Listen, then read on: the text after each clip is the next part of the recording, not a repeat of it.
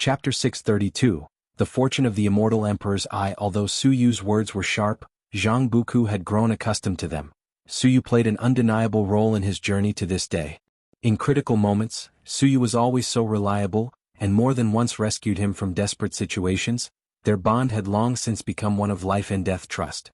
Then let's go compete for an immortal position. Zhang Buku looked at Su Yu and said earnestly. In his heart, though, he was thinking of two other people. If he could ascend to immortality, he should be able to find Master Gu and Li Ya. What expressions would they wear when faced with the immortal him? With this thought, his fighting spirit was ignited instantly, and his eyes blazed like torches. Su Yu, seeing him all of a sudden excited, sighed inwardly, truly an enigmatic fellow. At the end of the year, Guan stood on a cliff, braving the heavy snow, watching as the figures of the celestial spirit god and Tianhao disappeared into the world gate. Guan could see that their journey was going smoothly, but the cause and effect beyond the misty immortal court became unpredictable, indicating that there lay mighty beings in the misty immortal court not to be underestimated. This was good. He needed the misty immortal court to be strong enough now. Moreover, Guan felt that even if Tianhao was targeted, he would not die. Neither Profound Residence Immortal Monarch nor Tai Immortal Monarch seemed like they would send assassins for Tianhao, but rather seemed more likely to capture him. Just like the 72 immortals of Jin Dong upon discovering Tianhao, they did not annihilate him with thunderous might, they even had the leisure to speak. Howard, what exactly is your origin? Guan's gaze turned profound, his thoughts stretched even further. Who sent and how to Ziwei Immortal Palace? Why did they send and how away to escape the control of the celestial court? Even though he had reached Miaojin Daluo Immortal Realm perfection in cultivation level, there were still things beyond his comprehension. He wasn't troubled by this, for he had means to resolve his current perplexities. That is to break through. As long as he was strong enough, he would be able to see through the fog that lay before him. Guan looked for a while, then turned and walked down the mountain. The heavy snow soon covered his figure, and the footprints he left behind quickly disappeared without leaving a trace. Time is like this snow, erasing all marks in the world. Given enough time, even the strongest and most magnificent things will fade away. 10 years later. An Exan followed Guan on the mountain ridge, the setting sun stretched their shadows long. Master, don't deceive me, we are still on the Nine-Spirit continent, how could we reach the place Tianhao wants to go? You wouldn't use this as a metaphor to teach me some life lessons, would you? An Exan couldn't help questioning, her face filled with suspicion. If that was truly the case, then she would have to forget it. Since he is the master, she could only endure. Guan laughed and said, What's the hurry? Use your immortal emperor's eye to sense it.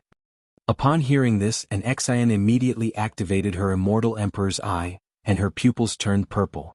Her view of the world changed. She found that their surroundings were not the forests of the Nine-Spirit continent, but a mysterious cosmic void. A gray airflow came from ahead, and upon careful sensing, she realized that it was the breath of the Great Tao. She was greatly shocked and began to seriously sense the Great Tao essences along the way. What was going on? Was this an illusion divine power? Or had she actually arrived in another place? An Exan, filled with curiosity, watched Guan's figure ahead. Guan continued to walk leisurely as if stepping over rough mountain terrain, his strides not that of walking on flat ground. Moreover, an Exan felt a strong sense of kinship emanating from Guan. Without guessing, she knew it was the perception granted by Guan's immortal emperor's eye. The master who imparted her with the immortal emperor's eye, surely he himself had mastered such peerless divine skills. She secretly compared and found that her immortal emperor's eye was far inferior to her master's. This gap was greater than any description in the world. She felt that if she faced her master's immortal emperor's eye, she might not even have the courage to resist. It was an immensely vast aura that made her feel incredibly insignificant.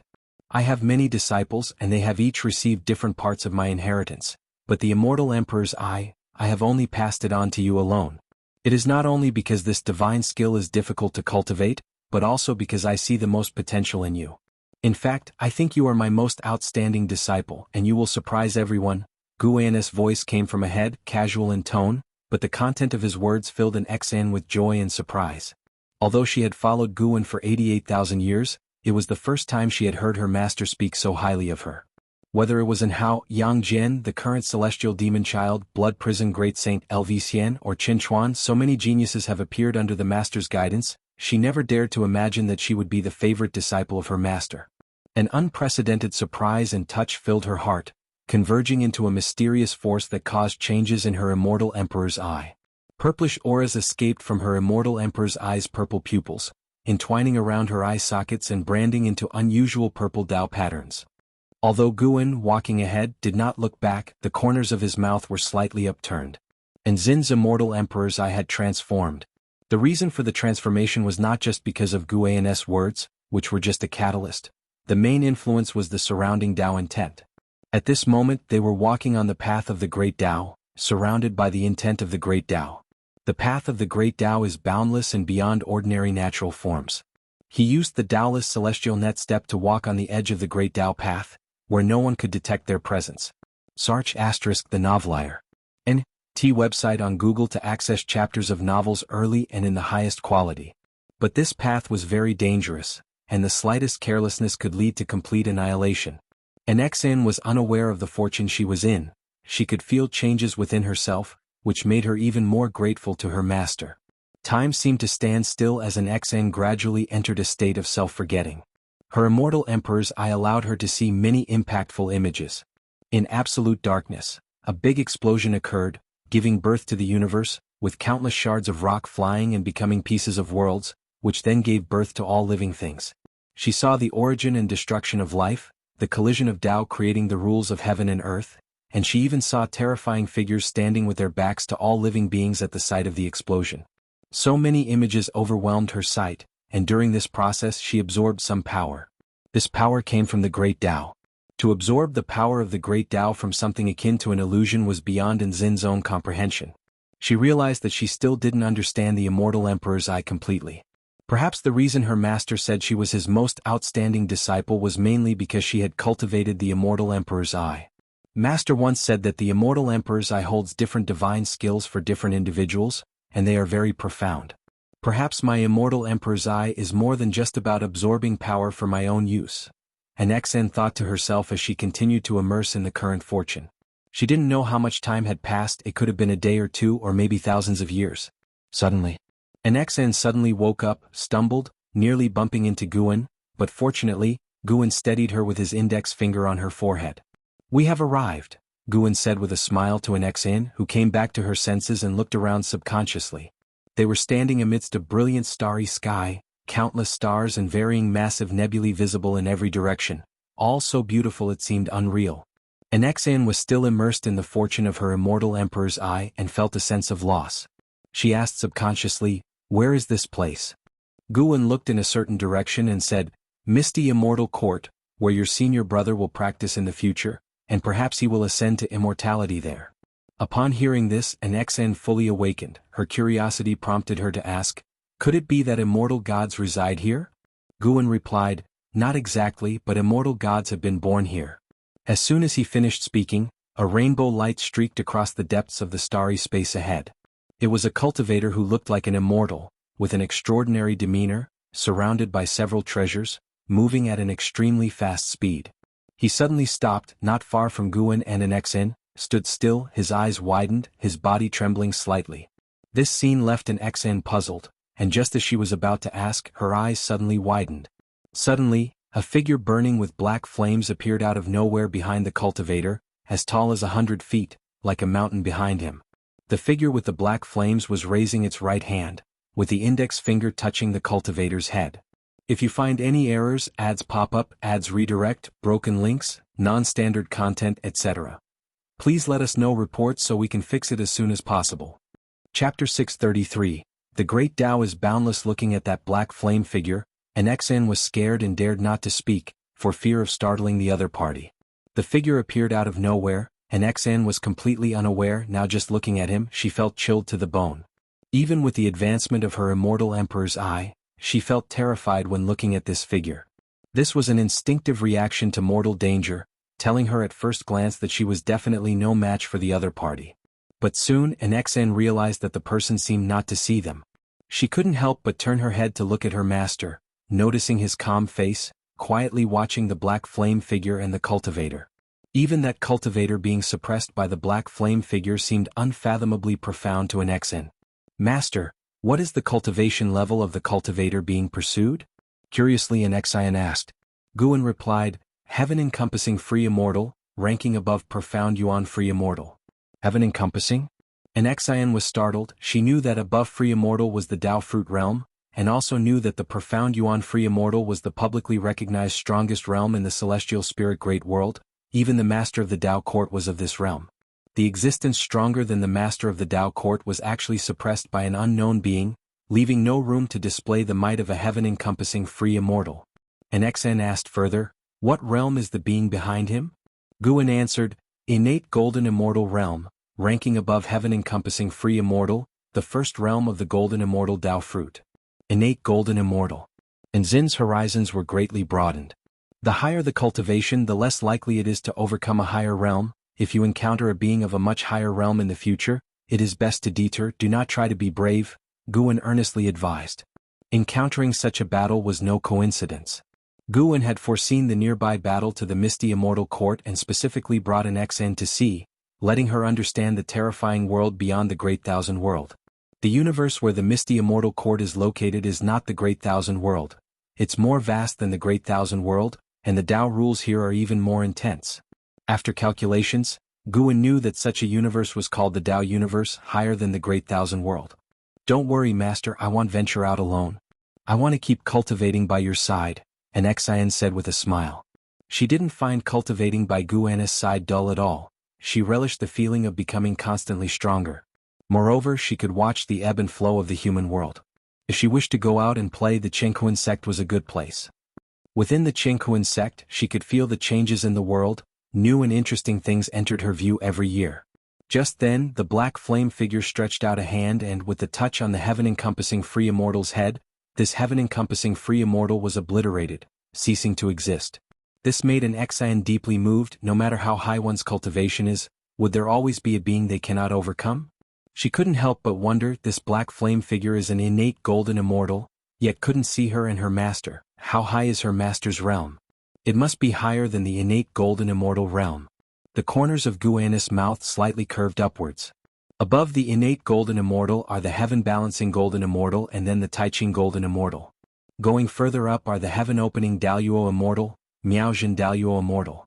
The gap between him and the black flame figure was far beyond Xin's imagination and cognition, but he would not reveal his true cultivation level.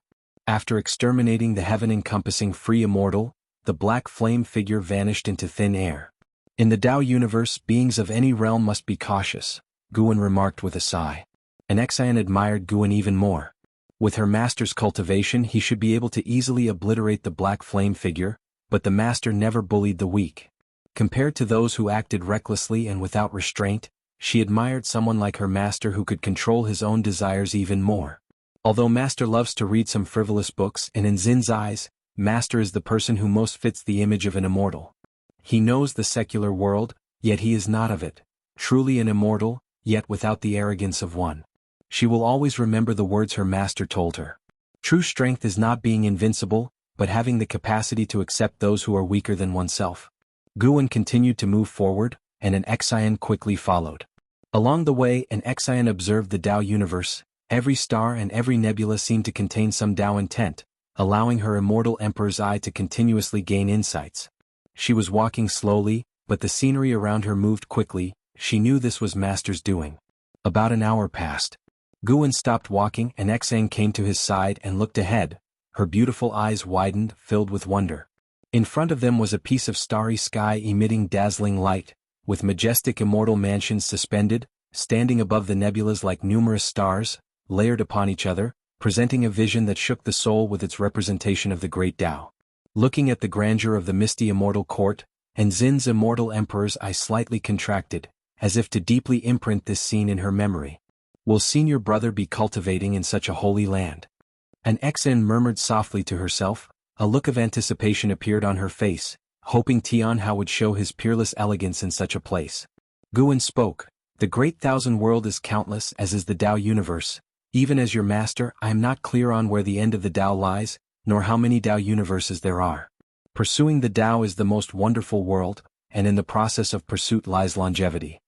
Sar the Nelfer. Net website on Google to access chapters of novels early and in the highest quality. My child, your immortal emperor's eye should not only devour power, but also look at the Tao. The more scenery you see, the higher your Tao practice will be. Wuxia translates to without beginning, just like the infinite great Tao. Listening to Gu An's words, and Zin's mindset also began to shift. Pursuing the great Tao?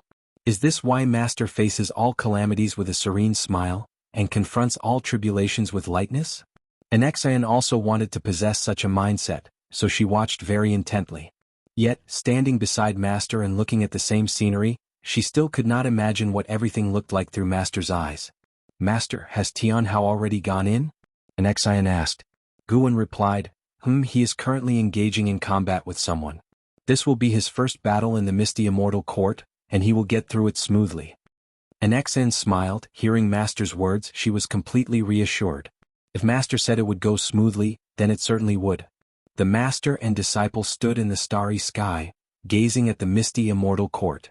And Xian was immersed in the grandeur of the Misty Immortal Court, while Guan felt the destiny of the Misty Immortal Court. The Misty Immortal Court must be hiding a heaven-opening Daluo Immortal, but not a Miaojin Daluo Immortal. However, this does not exclude the possibility of a factor relating to the Miaojin Daluo Immortal in the Misty Immortal Court. Guan inexplicably thought of the Emperor of Eternal Lives Master, Celestial Buddha. Where is Ling Mountain? He suddenly thought to check on Ling Mountain. He began to deduce the fates and cause-effect of the Misty Immortal Court. The Misty Immortal Court is closely related to Ling Mountain, and if he deduced, he would surely find traces. Indeed, he found them. Ling Mountain is in another Tao universe. Compared to the memory of the Emperor of Eternal Life, Ling Mountain is even more vast in Guan's eyes. Under Ling Mountain, several Tao universes are suppressed, and inside Ling Mountain, there are many great worlds, all hidden within the bodies of powerful Buddhist cultivators or certain treasures. The Bodhi sacred tree where the Emperor of Eternal Life once resided conceals thousands of worlds. Although these worlds are not considered great worlds, they too nurture cultivation civilizations. If you find any errors, ads pop up, ads redirect, broken links, non-standard content, etc. Please let us know reports so we can fix it as soon as possible. Chapter 634, 10,000 years per page. Guan brought an Xian to the Misty Immortal Court, indeed only to broaden her experiences. After Tianhao departed, he needed to cultivate another absolute talent for Wuxia, not for any special reason but because he wished to do so. While an Xian was experiencing the Misty Immortal Court, Guan was feeling the Ling Mountain. Following the endless cause and effect of Ling Mountain, he discovered a vaster heaven and earth, different planes, and he even glimpsed the River of Destiny. Upon seeing the River of Destiny, Guan couldn't help but think of a son from one of his past lives. Lu Qiuxian, the son of Lu Han, born as a primordial cause and effect body. On the verge of death, Lu Han asked Lu Qiuxian to revive himself, but somehow Lu Qiuxian became bound to the River of Destiny, unable to escape from it, yet also thus gaining eternal lifespan. Throughout the long years, Guan occasionally observed Lu Qiuxian, who, after merging with the River of Destiny, seemed like its guardian. His cultivation level was far inferior to Guan's current one, but with the River of Destiny, no one could completely annihilate him. Lu Qiuxian kept searching for his parents within the River of Destiny. Guan saw this but was powerless to help. Guan's exploration into the path of destiny was profound. He could feel Lu Qiuxian's obsession. If he could meet his father, the obsession would dissipate, and Lu Qiuxian would perish, not entering reincarnation. Thus, Guan wanted to wait until he was powerful enough to save Lu Qiuxian before intervening.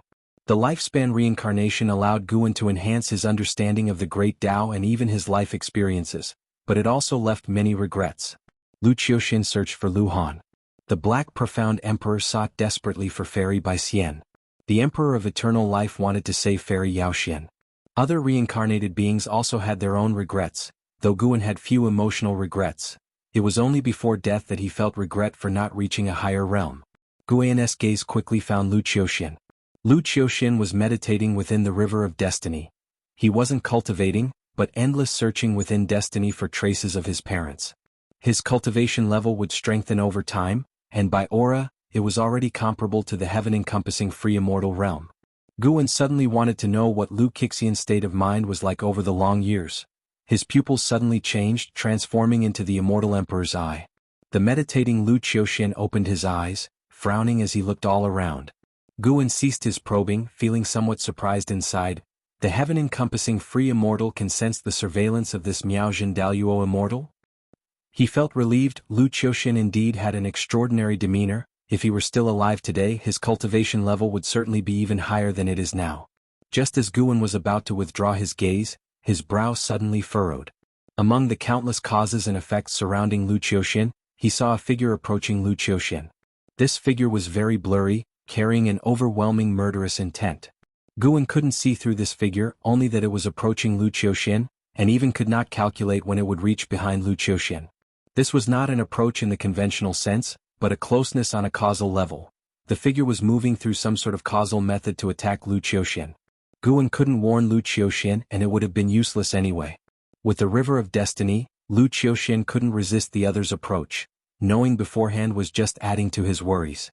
After a long while, Anexan retracted her gaze, turned her head to look at Guan, and saw her master frowning. Following her master's gaze, she could see nothing. This made her nervous. What matter or what kind of existence could make her master frown? In her eyes, there was nothing that could confound her master. Even a deceased person, her master could retrieve them from reincarnation.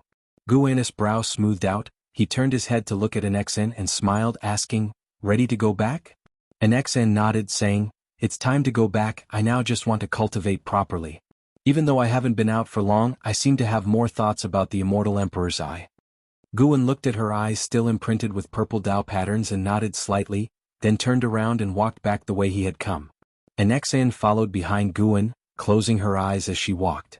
With each step, she left behind a shadow identical to herself, as if it was a duplicate. 10 steps left 10 shadows. 100 steps left 100 shadows. Although Guan did not look back, he was aware of the situation behind him. He had already sensed that Nzin's immortal emperor's eye was not so simple. Absorbing external forces and transforming them into her own in a short time seemed powerful, but compared to his immortal emperor's eye divine power, it was far inferior. His immortal emperor's eye could twist reality and fiction, reshaping the past and erasing the future. Nzin's immortal emperor's eye also penetrates the past and future, but it is different from Guan's reality twisting. As they continued forward, the shadows Anexan left behind began to change. Their clothing altered and their aura shifted, reminiscent of her from different periods. Anexan slowly opened her eyes, her instincts telling her to look back. "Do not look back, maintain your current sensation." The voice of Guan came from ahead, steadying Nzin's head. She watched her master's back and her mind cleared of distractions. They were still walking on the boundless edge of the path of the Great Tao, without encountering any obstacles. Anexan felt as though she had been dreaming, waking up back inside the Taoist field of the beginningless. She turned her head and saw Xian and Qin Chuan standing in front of her master, debating something while the master had picked up a book again. She didn't feel that what happened before was a dream. She smiled meaningfully and then turned to leave, preparing to go back to her room for secluded cultivation. Shen Zhen, who was sitting in front of the artifact refining cauldron, looked at the departing figure of Anexan, frowning slightly. Previously she could see Nzin's karma and, through it, envision Nzin's past or future scenes, but now she could no longer do so. Returning from a trip with such great progress? Shen Zhen wondered curiously, her gaze then following towards Guan, her eyes filled with anticipation. Guan, hearing Xian and Qin Chuan arguing, was indifferent and did not look at Anexan but was immersed in his book. When a page flipped, it represented an era in the human world. Sir the Novel Fire. Net website on Google to access chapters of novels early and in the highest quality. After 10,000 years. Guan closed the book, stood up, stretched his body, bathed in the sunlight. His posture was so relaxed. The small wooden plaques at his waist jingled slightly, unbeknownst to anyone that they were transformed by immortals. Celestial Cyan and Tian Bai came rushing from outside the courtyard, and upon reaching Guan, they chattered non-stop about the legends they had heard. 10,000 years had passed, and many prominent figures and extraordinary talents had emerged in the human world. After the disappearance of Tian Hao, another unparalleled prodigy from the Tao court has emerged, rivaling the legends. The two compared the achievements of this eternal prodigy with those of Tian Hao, debating whose talent was stronger. Guan had already noticed this eternal prodigy who indeed could match Tian Hao, for this person was a reincarnation of an immortal god. Yes, an immortal from the celestial court. It was a maneuver by Tai immortal monarch. This immortal monarch is approaching, ready to descend personally into the celestial spirit great world, for the 72 immortals of the Golden Cave. As Guan limbered up, he looked down contemplatively. Where should Tai Immortal Monarch be placed? If you find any errors, ads pop up, ads redirect, broken links, non-standard content, etc., please let us know reports so we can fix it as soon as possible. Chapter 635 Guan vs. Immortal Monarch. Master, do you think the Emperor Tianhong of the Dao Court can match Tianhao? Celestial Cyan turned her head to look at Guan, asking seriously. She couldn't argue with Tianbai, who always believed that no one could surpass Tianhao. However, the cultivation speed of Emperor Tianhong was not inferior to Tianhao, and his battle achievements were even more fierce, often winning across realms and even having records of one against many cross-realm victories, which were both ancient and brilliant. Coupled with the momentum built by Dao Court, the people have already forgotten Tianhao and only sing praises to Emperor Tianhong. From the comparison of battle achievements, Celestial Cyan felt that Emperor Tianhong truly wasn't weaker than Tianhao. Tianbai merely looked down on the talents from the outside out of reflex. Guan replied, within the celestial spirit great world, no one's talent can match that of Tianhao, and he has even stronger destiny pattern yet to be unleashed. This statement made Tianbai puff out her chest involuntarily. Guan continued, but once they leave the celestial spirit great world, there's indeed little difference between the two, and they are bound to leave the celestial spirit great world to venture into higher realms. Upon hearing this, Celestial Cyan immediately smiled and stared defiantly at Tianbai. Instead of worrying about these, it would be better to think about your own cultivation. Your innate qualities are indeed mediocre, but having cultivated by my side for so many years, you actually have the qualifications to compete with any genius in the world, said Guan, shaking his head, causing the two women to reveal embarrassed smiles. Their nature was lively, making it difficult for them to concentrate on cultivation for long periods. What Guan said was no false praise. Even the reincarnated immortal god, Emperor Tianhong, did not have the Miaojin Daoyuo immortal constantly releasing Dao intent in his previous life. Tianbai, clinging to Guan's arm, cooed, with so many dojo disciples, there will always be someone who ranks first, we just need to not fall behind. Exactly. Recently, Blood Prison Great Saint's progress has been very fast. He is now unanimously recognized as the #1 disciple of Wuxia. I feel that Emperor Tianhong is no match for him, said Celestial Cyan, hugging Guan's other arm with a look of agreement, standing with Tianbai against Guan's stern criticism. Guan said earnestly, actually in my eyes, you are not inferior to the Blood Prison Great Saint. In some respects, I even think you are the most formidable because you have each other. Just like the Dao treasures I crafted for you, they are meant to complement each other. This statement made Celestial Cyan's and Tianbei's eyes light up, and they began asking in which aspects they were considered stronger. All of a sudden, Guan felt a bit of a headache. He was simply customarily praising them, encouraging them to cultivate actively. They could be excited, but did they have to rub against him in their excitement? After frolicking with them for a while, Guan finally sent them back to their own cultivations. Afterward, an Xin, having received his message, appeared out of thin air in front of him and curiously asked, Master, what's the matter? Since her visit to the misty immortal court 10,000 years ago, an Xin had put aside all matters, allowing Celestial Cyan and Tianbai to coordinate with Chengkuan's sect while she remained in closed-door cultivation, studying the immortal emperor's eye. This allowed the Blood Prison Great Saint to become the undisputed strongest disciple in the dojo within 10,000 years. Should an Xin and the Blood Prison Great Saint go to battle now, the Blood Prison Great Saint would suffer a miserable defeat, according to Guan's deduction. With the immortal emperor's eye divine power, an Xin was more than just a little stronger than the Blood Prison Great Saint. Within the same realm, Guan even felt that Nzin's suppressive power could surpass that of Tianhao. After her visit to the misty immortal court, Nzin's immortal emperor's eye fully awakened, making her divine power extremely suitable for battle. It had been 10,000 years since Guan and an Xin had seen each other, but for an Xin she did not feel the influence of time on herself. At least her attitude towards Guan had not changed at all. I am about to engage in a battle, would you like to watch? Guan asked with a smile. Upon hearing this, Nzin's eyes lit up and she nodded immediately. Just as an Xin was about to ask more questions, the scenery around them suddenly changed, and they appeared beneath the world gate in an instant. Although this was not the first time an Xin felt Guan's divine powers, she was still startled. In these 10,000 years she could feel her own progress, which greatly boosted her self-confidence, but facing her master she still felt like a frog in a well. An Xin did not dwell on this emotion. She turned to look, her gaze landing on the towering world gate. What is this? An Exan asked curiously, sensing the boundless power of the great Tao contained within the gate, something she had never seen before. Indeed, following her master out always broadened her horizons. Guan did not keep it a secret, starting to introduce the world gate to her. Learning that this was the heavenly Tao gate leading outside the great thousand world and that beings could only leave the celestial spirit great world through this gate made an Exan more curious. Her master didn't use the world gate to go to the misty immortal court before. Guan then shared the news of the impending arrival of Tai immortal monarch with her. Having already conversed with her about Tian Hao's karma, she was aware of the immortal monarch's background. Tai immortal monarch was no ordinary immortal god but an existence higher than celestial gods and star monarchs. The fact that her master was about to battle such a being filled her with anticipation. Will Tai immortal monarch come out from within the world gate? An Exan asked, her gaze fixed on the world gate. The inactive world gate appeared dark and mysterious, its inner space translucent, showing the cosmic scenery behind it, vast and majestic. Guan reached for the wooden token at his waist, playing with it gently and said, "Yes, soon you'll be able to witness the immortal's grandeur." Meanwhile, in a mysterious dark space, the 72 immortals of Golden Cave appeared one after another. They opened their eyes to find themselves unable to take a single step, only able to turn their heads and twist their bodies.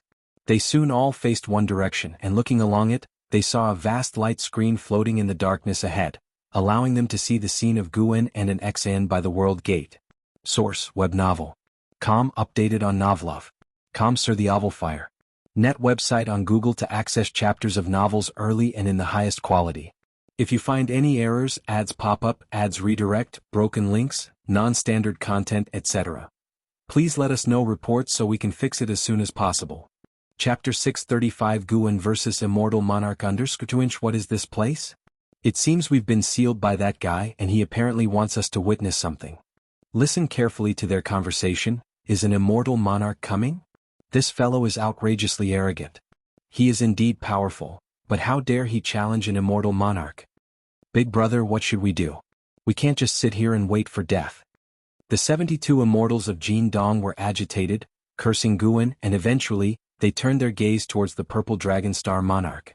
CTH Novlier. N.T. website on Google to access chapters of novels early and in the highest quality. The purple dragon star monarch's face was expressionless. Earlier, when they were sealed into wooden tokens, they all fell into a coma, so they felt as if they had just been captured. But the purple dragon star monarch keenly sensed that a considerable amount of time might have already passed in the celestial spirit great world. If that was the case, what had Guan done to them during this time? Thinking about the methods Guan used to capture them made it hard for the purple dragon star monarch to speak and soothe everyone. He felt that Guan might indeed possess the power to contend with an immortal monarch. He was the only Taiching Golden Immortal, as well as one who attained Taiching Golden Immortal realm perfection in cultivation level, and his vision was more penetrating. In his eyes, Guan was definitely an existence of the Daluo realm. Such an existence, not belonging to the celestial court, truly made him uneasy. But there was nothing the purple dragon star monarch could do now, except to wait quietly. In reality, Guan continued talking with an Exan.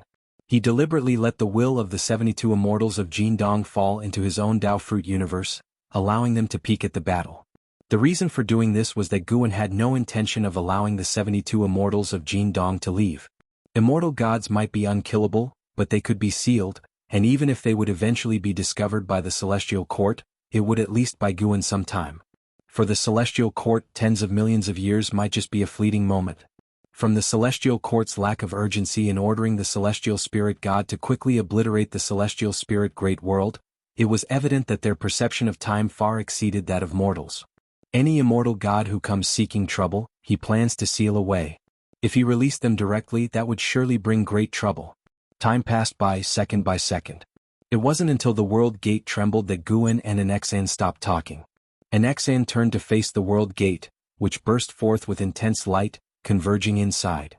This was the light of the heavenly Tao, which enveloped the surface of the celestial spirit great world. Feeling the strong light of the heavenly Tao up close, an Exan could sense the might and unfathomable depth of the celestial court. What kind of formidable power could have created such a force of order? As the world gate was fully activated, a vast and infinite aura poured out from within, forming a majestic celestial mist that spread out, striking awe into all who witnessed it. Within the Dao Fruit universe, the 72 immortals of Jin Dong became excited. The immortal monarch has come, he is here to save us, a female immortal said excitedly, her face filled with admiration. The other immortals of Jin Dong were also surprised and delighted. Despite having heard from Guan and an Xian that the Tai immortal monarch would come, seeing the aura of the Tai immortal monarch actually appear stirred them deeply, even inciting a sense of sacrificial devotion to the end. On the other side, a figure gradually emerged from the intense light beneath the world gate, appearing as though he had walked from the end of the ages, or as if he had come from the very origin of everything, with an indescribable sacred aura assaulting in Xin's eyes. And Xin's eyes instantly turned into the immortal emperor's eye, with purple Dao patterns appearing around her eye sockets, and her pupils reflecting the figure of Tai immortal monarch. During the wait, an Xian had been imagining what Tai immortal monarch would look like, but when she actually saw him, she couldn't help feeling an abject sense of inferiority. This was an essential difference in the nature of life. Whether it was cultivation level, soul, or cognition, an Xian instinctively felt inferior to the other. Heaven-defying one, you dare await my arrival here. Do you know what you are about to face? The voice of Tai immortal monarch emanated from within the world gate, echoing across the cosmic starry sky. In an instant, with the world gate at the center, the space in all directions burst into multicolored rainbow light, rendering this piece of the universe bizarre and fantastical, mesmerizing and mysterious. Listening to Tai immortal monarch's words, an Xian almost felt an impulse to kneel and bow her head. Her mind was shaken, unable to fathom just how profound Tai immortal monarch's Dao practice was. Guan stepped forward and in Xin's intense discomfort suddenly vanished. She looked towards Guan subconsciously. In her eyes, Guan's image abruptly grew in stature, and he could even be compared to Tai immortal monarch who was still within the world gate. Within the Dao Fruit universe, the 72 immortals of Jin Dong also fixed their gaze upon Guan's figure. In their view, the silhouette of Tai immortal monarch who was approaching them seemed almost to overlap with Guan's figure. Despite their hatred for Guan from this angle, they had to concede that Guan's presence was every bit as formidable as that of Tai immortal monarch. Fooling all living beings, isn't that also a violation of heavenly Dao? Guan's voice sounded, his tone calm. Tai immortal monarch continued to approach the gate, walking neither quickly nor slowly, but with each step, he displayed an unstoppable dominance. Finally, standing at the edge of the world gate, he remained bathed in the brilliant light of the heavenly Dao. Even an Xian could feel that with just one more step, he could reveal his true form. An Xian saw what seemed to be a scroll floating behind Tai immortal monarch. It surged like a river, and on his forehead was a golden pattern. In the absence of distinctive facial features, this golden pattern seemed like a vertical eye, making him appear even more divine, majestic, and inviolable. You dare to talk about heavenly Dao? What are you plotting against the Son of Heaven? The voice of Tai immortal monarch rang out once more, this time even more authoritative, thunderous, and deafening. Guan retorted, I do not know who the Son of Heaven is, nor what he represents. All I know is that you wish to capture my disciple. As for the current situation as an immortal monarch, how do you think it should be resolved? Tai immortal monarch fell silent, seemingly not having expected Guan to be unaware of Tianhao's origins. But that no longer mattered, as Guan had interfered with his grand plans and also captured his subordinates. Release the 72 immortals of Jin Dong and hand over the Son of Heaven. Let us consider this matter settled, and you may continue to hide and cultivate in this world. It will be as if I never encountered you. Tai immortal monarch spoke, equally convinced that Guan was a heaven-opening Daluo immortal hiding in the celestial spirit great world, evidently burdened with consequences unimaginable to all living beings. Guan must not dare to face the celestial court. Separated by the strong light of the heavenly Dao, Guan was unable to use lifespan detection on Tai immortal monarch, but he could sense that Tai immortal monarch was merely of heaven-opening Daluo immortal cultivation level. Such a cultivation level was nothing to fear. You can only choose one, either the whereabouts of the Son of Heaven in your words, or the freedom of the 72 immortals of Jin Dong. I need one of them to restrain you to avoid any retaliation from you, Guan stated placidly. Tai immortal monarch did not sense the aura of the 72 immortals of Jin Dong but saw the wooden plaques on Guan's waist. No matter how he looked, those plaques appeared to be ordinary, made of common wood, without any mysteries. However, Guan's query was met with his disdain. A crude attempt at causing dissension.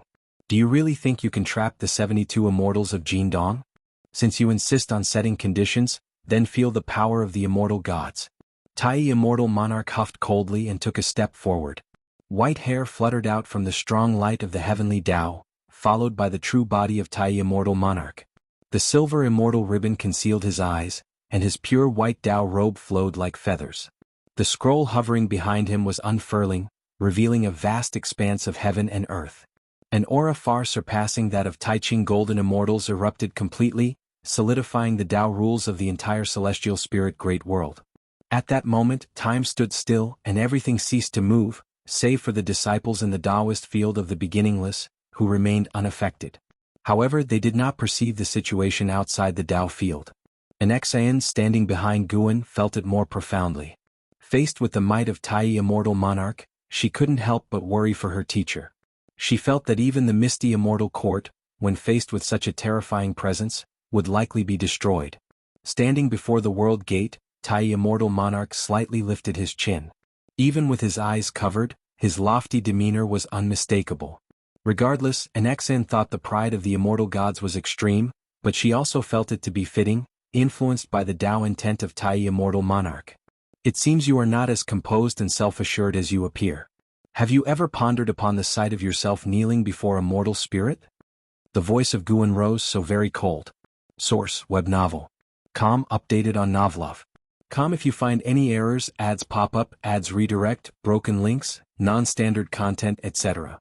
Please let us know reports so we can fix it as soon as possible. Chapter 636 Celestial Emperor Bloodline. Guan's words were like the coldest sword in the world, piercing through the atmosphere of despair created by Tai immortal monarch, instantly dissipating the impact on an Xian. In the Tao fruit universe, the 72 immortals of Golden Cave felt Guan was even more audacious than Tai immortal monarch, and this arrogance left them unable to verbalize their curses. For some unknown reason, when Guan's words fell, the 72 immortals of Jin Dong all harbored the absurd thought that Tai immortal monarch was going to be defeated. Standing before Guan, even Tai immortal monarch seemed suppressed, and despite his eyes being covered by his silver celestial threads, astonishment still colored his face. Kneel before a mortal spirit? Tai immortal monarch asked coldly, as golden Tao patterns on his forehead burst into fierce flames, as if the anger in his heart was instantly ignited, burning fiercely. Boom, Zia the novel, of Ire. Et website on Google to access chapters of novels early and in the highest quality. The entire universe shattered in an instant. The fragments of space appeared like broken glass, piercing into Nzin's field of vision, her immortal emperor's eyes widening, with her purple pupils trembling. She could feel the surrounding Tao rules receding rapidly like startled birds, as an endless sea of stars distanced themselves amidst the space debris. Then everything abruptly came to a halt. An Xian instinctively turned her head, and wherever she looked, her gaze met suspended fragments of space, layered upon one another, dazzling and alarming her simultaneously. The celestial spirit great world was destroyed. The breath of all living beings vanished. And it happened in an instant. Her gaze shifted to Tai immortal monarch in front of her. The world gate remained, while the overwhelmingly powerful Tai immortal monarch displayed the posture of an immortal god unquestionably.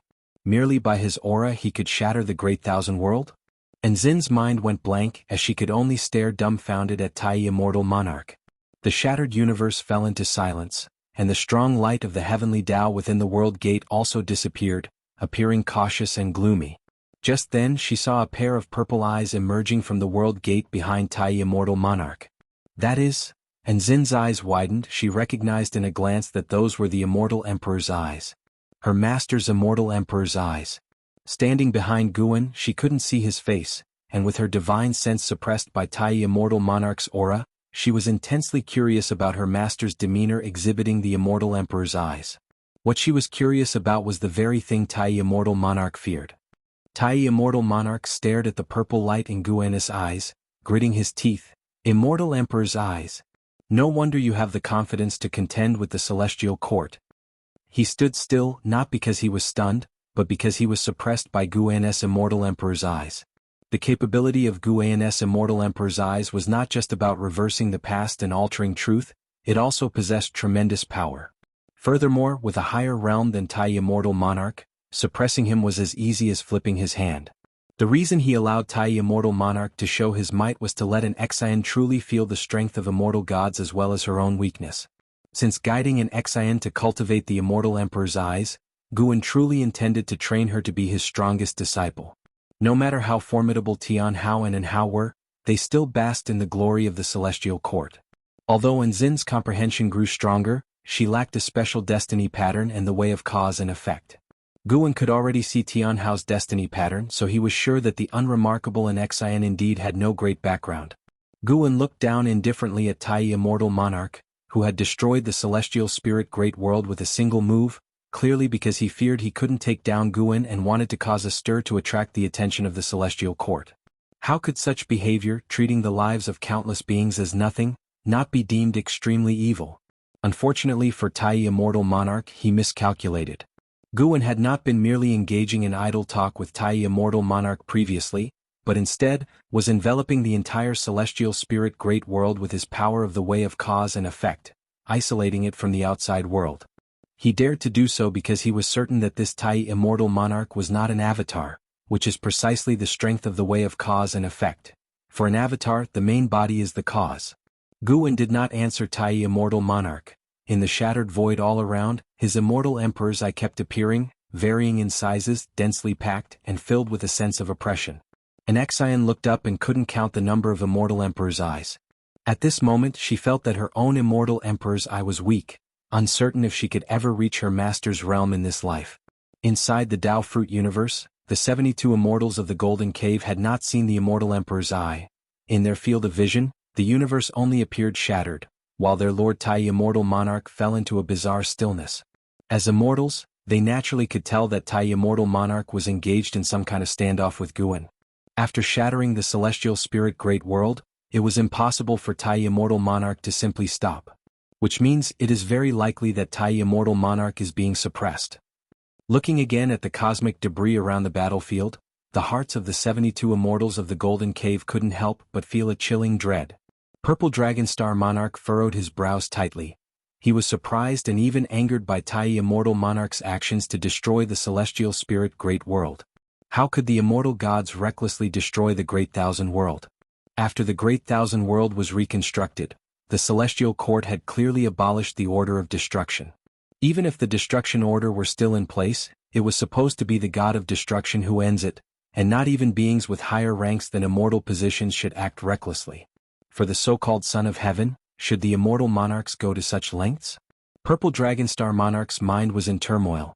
He was loyal to Tai Immortal Monarch, but in his heart, the celestial court held a higher place than Tai Immortal Monarch. He supported Tai Immortal Monarch in siding with the Son of Heaven, but Tai Immortal Monarch's actions made him feel that there were other schemes behind it. The Son of Heaven was reincarnated into the celestial spirit great world. Even if Tai Immortal Monarch succeeded, how would a Son of Heaven who had developed feelings for the celestial spirit great world view Tai Immortal Monarch? He did not believe that Tai Immortal Monarch had not considered this point. If so, there was only one possibility.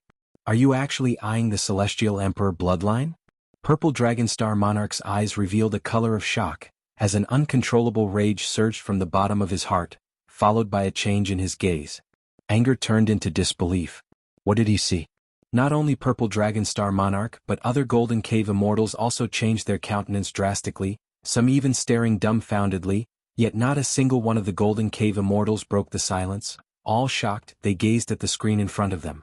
Within the screen, Tai Immortal Monarch trembled all over, his legs beginning to bend as if he were about to kneel before Guan. Guan looked indifferent towards Tai Immortal Monarch, continuously intensifying the oppression of the Immortal Emperor's eye.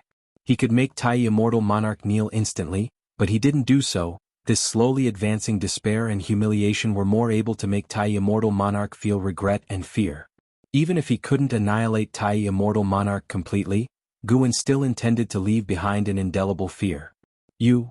Tai Immortal Monarch clenched his teeth, spitting out a word. Having exhausted all his strength, he actually couldn't resist the oppressive force on his body. He had almost forgotten the taste of being utterly powerless to resist.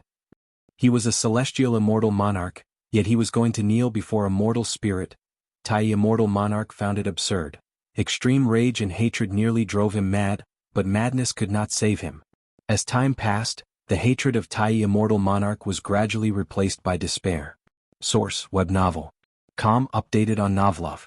Com. If you find any errors, ads pop up, ads redirect, broken links, non-standard content, etc. Please let us know reports so we can fix it as soon as possible. Chapter 637 Absolute Power. And XN watched as Tai Immortal Monarch slowly knelt down, feeling a mix of emotions that were hard to articulate. There was a sense of relief, astonishment, and admiration for her master. At the same time, it was mostly the absurdity brought about by the collapse of the image of the immortal gods. Is this the immortal gods? Is this what represents the heavenly Tao, the existence that all living beings relentlessly pursue throughout their lives?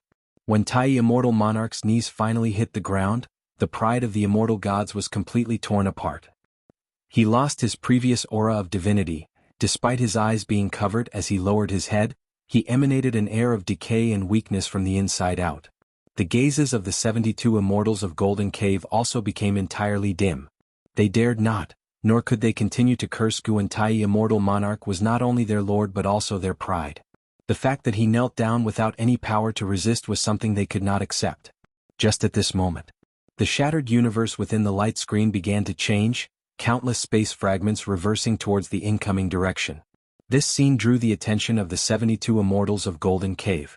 Under their gaze, the celestial spirit great world was quickly restored to its original state, leaving them in awe. What kind of power is this? Purple Dragonstar Monarch was shocked by Guan's display of divine power, stirring up peculiar feelings in his heart. The immortal monarch representing the might of the celestial court was bringing about destruction.